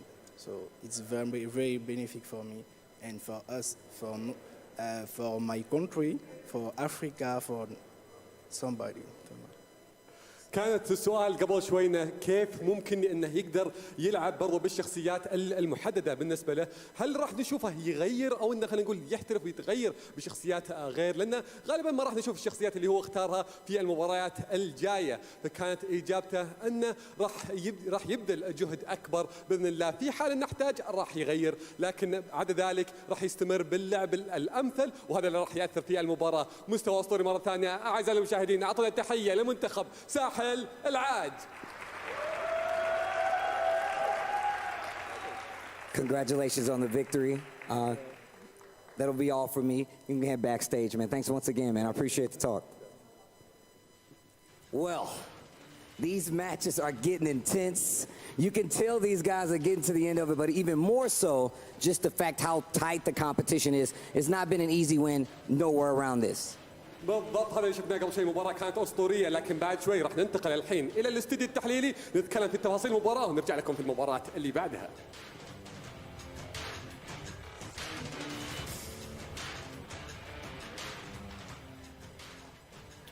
Well, congratulations Ivory Coast, man. And a lot of people have been talking about the Ivory Coast as being potentially one of the teams to really upset a lot of people and get into that top 8. And, you know, they're looking good, guys. They're looking very good. Yeah, I agree, Spag. I think they're one of these like dark horse picks. Yeah. You know, just because of and they're entertaining to watch is the fun part, right? Like the character selection is really a bunch of like weird kind of oddball power characters. But the big thing to me is like, first of all, let's get this out the way. Australia, that's a young cut of players out of Australia. There's not, you know, they don't have that experienced player in that group, but they play a lot with each other and they play really hard, and it's good that they're getting this kind of experience. Both of these teams really being able to get this kind of international competitive experience like this overseas is good for both of these teams in different ways, in different contexts, right? Coming from Australia, coming from Ivory Coast. That said, the Ivory Coast, shout out to those guys, man. They are lame as hell, because you called it. Like, with the way that Xiaoling played that boss battle, talk to him. Yeah, I mean, like you said, Australia, young players, maybe don't have a lot of experience. That being said, Yagami, what the heck was up with that infinite stage game 2 pick? The game 1, Xiaoling with the Ling Xiaoyu was running away so much, playing super defensive, forcing Yagami to come to him and capitalizing on the mistakes. I think maybe he hyper-focused on the end of a couple of those rounds where some weird stuff was happening near the walls and just wanted to get rid of it and wasn't paying attention to the fact that Xiaoling was making it so hard for Yagami to come in on him. So you go to Infinite Stage Game 2, it's a more of the same, and then you try to salvage it by going to Mishima Dojo Game 3, and I feel like maybe it was too little too late at that point. Yeah, 100%. You know, in the first game, 2 rounds up, Xiaoling was 2 rounds up, and then after that, Yagami started to play a bit more offensive, and I guess it worked. He got the round on the board. Yes. I guess he just didn't notice that approach, that more offensive approach was working. The Infinite Stage usually is where you want to go if you're the Kunimitsu player, right? The Kunimitsu having really good movement, having really good space control. But like you said, Bloodhawk, in that situation, the defensive game was not working, and I guess it was too little too late, right? Yeah, it's like Xiaoling was just willing to out-turtle him for most of that set. And like we had a couple of time overs or close to time over situations where Xiaoling kind of outplayed him and was really smart about dealing with the timer. And Shaolin told you from jump that first game, right? I am a master of space and time. Yep. And so when you go to that infinite stage like that, and you in the second game, it just it says maybe like I wasn't listening to your end of the conversation in that game, you know. And I think that's why he opted for the Ling instead of the Zhao Yu, because he didn't want to be the aggressor. Instead of the Raven, Yeah, he just wanted to turtle up. He wanted to get in the show. Yeah, 100%, man. But can we talk about Shaolin a little bit here as well, man? Like, again, is it going to be Arcadia MVP of the match? I mean, this guy played super, super solid. And we haven't even seen his Raven yet. I mean, this is one of his characters. This shows how strong he is. We saw it in the selector match. We did, actually, yes. We saw it in the selector match. But it just goes to show why this man was playing in the boss situation there, man. He has the Raven in the back pocket. He has the Ling as well. Depending on the situation, he can bring out either and play at the highest level. Yeah, it was really, really well played. And that's a guy to look out for. If you're going to be if you're in the same pool as the Ivory Coast, Shaolin is someone you need to get rid of quickly. Yeah, UK and Thailand should be on notice right now for this. For sure. Yeah, this is a competitive group, man. This is gonna be a fun one to watch. Yeah, for sure, man. So yeah, Ivory Coast taking it, man.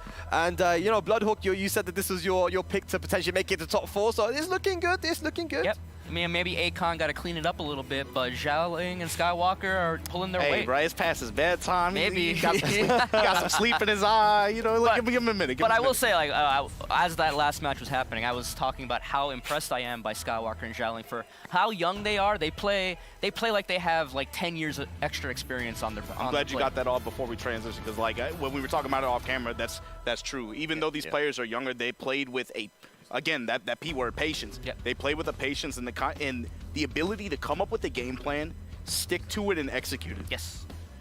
Yeah, 100%, man. Yeah, these guys play like old men. It's crazy. But that just goes to show, right? We've known about the Ivory Coast team for a very long time. The guys down there have been running tournaments, running really good tournaments, by the way, big majors, and showing off the talent with exhibitions as well. So we've known how strong they are, but we're finally getting to see our international competition. I mean, I agree with you. I mean, Margin, do you think this is also a team that can go up into that top 4, top 3 situation? Like I said, man,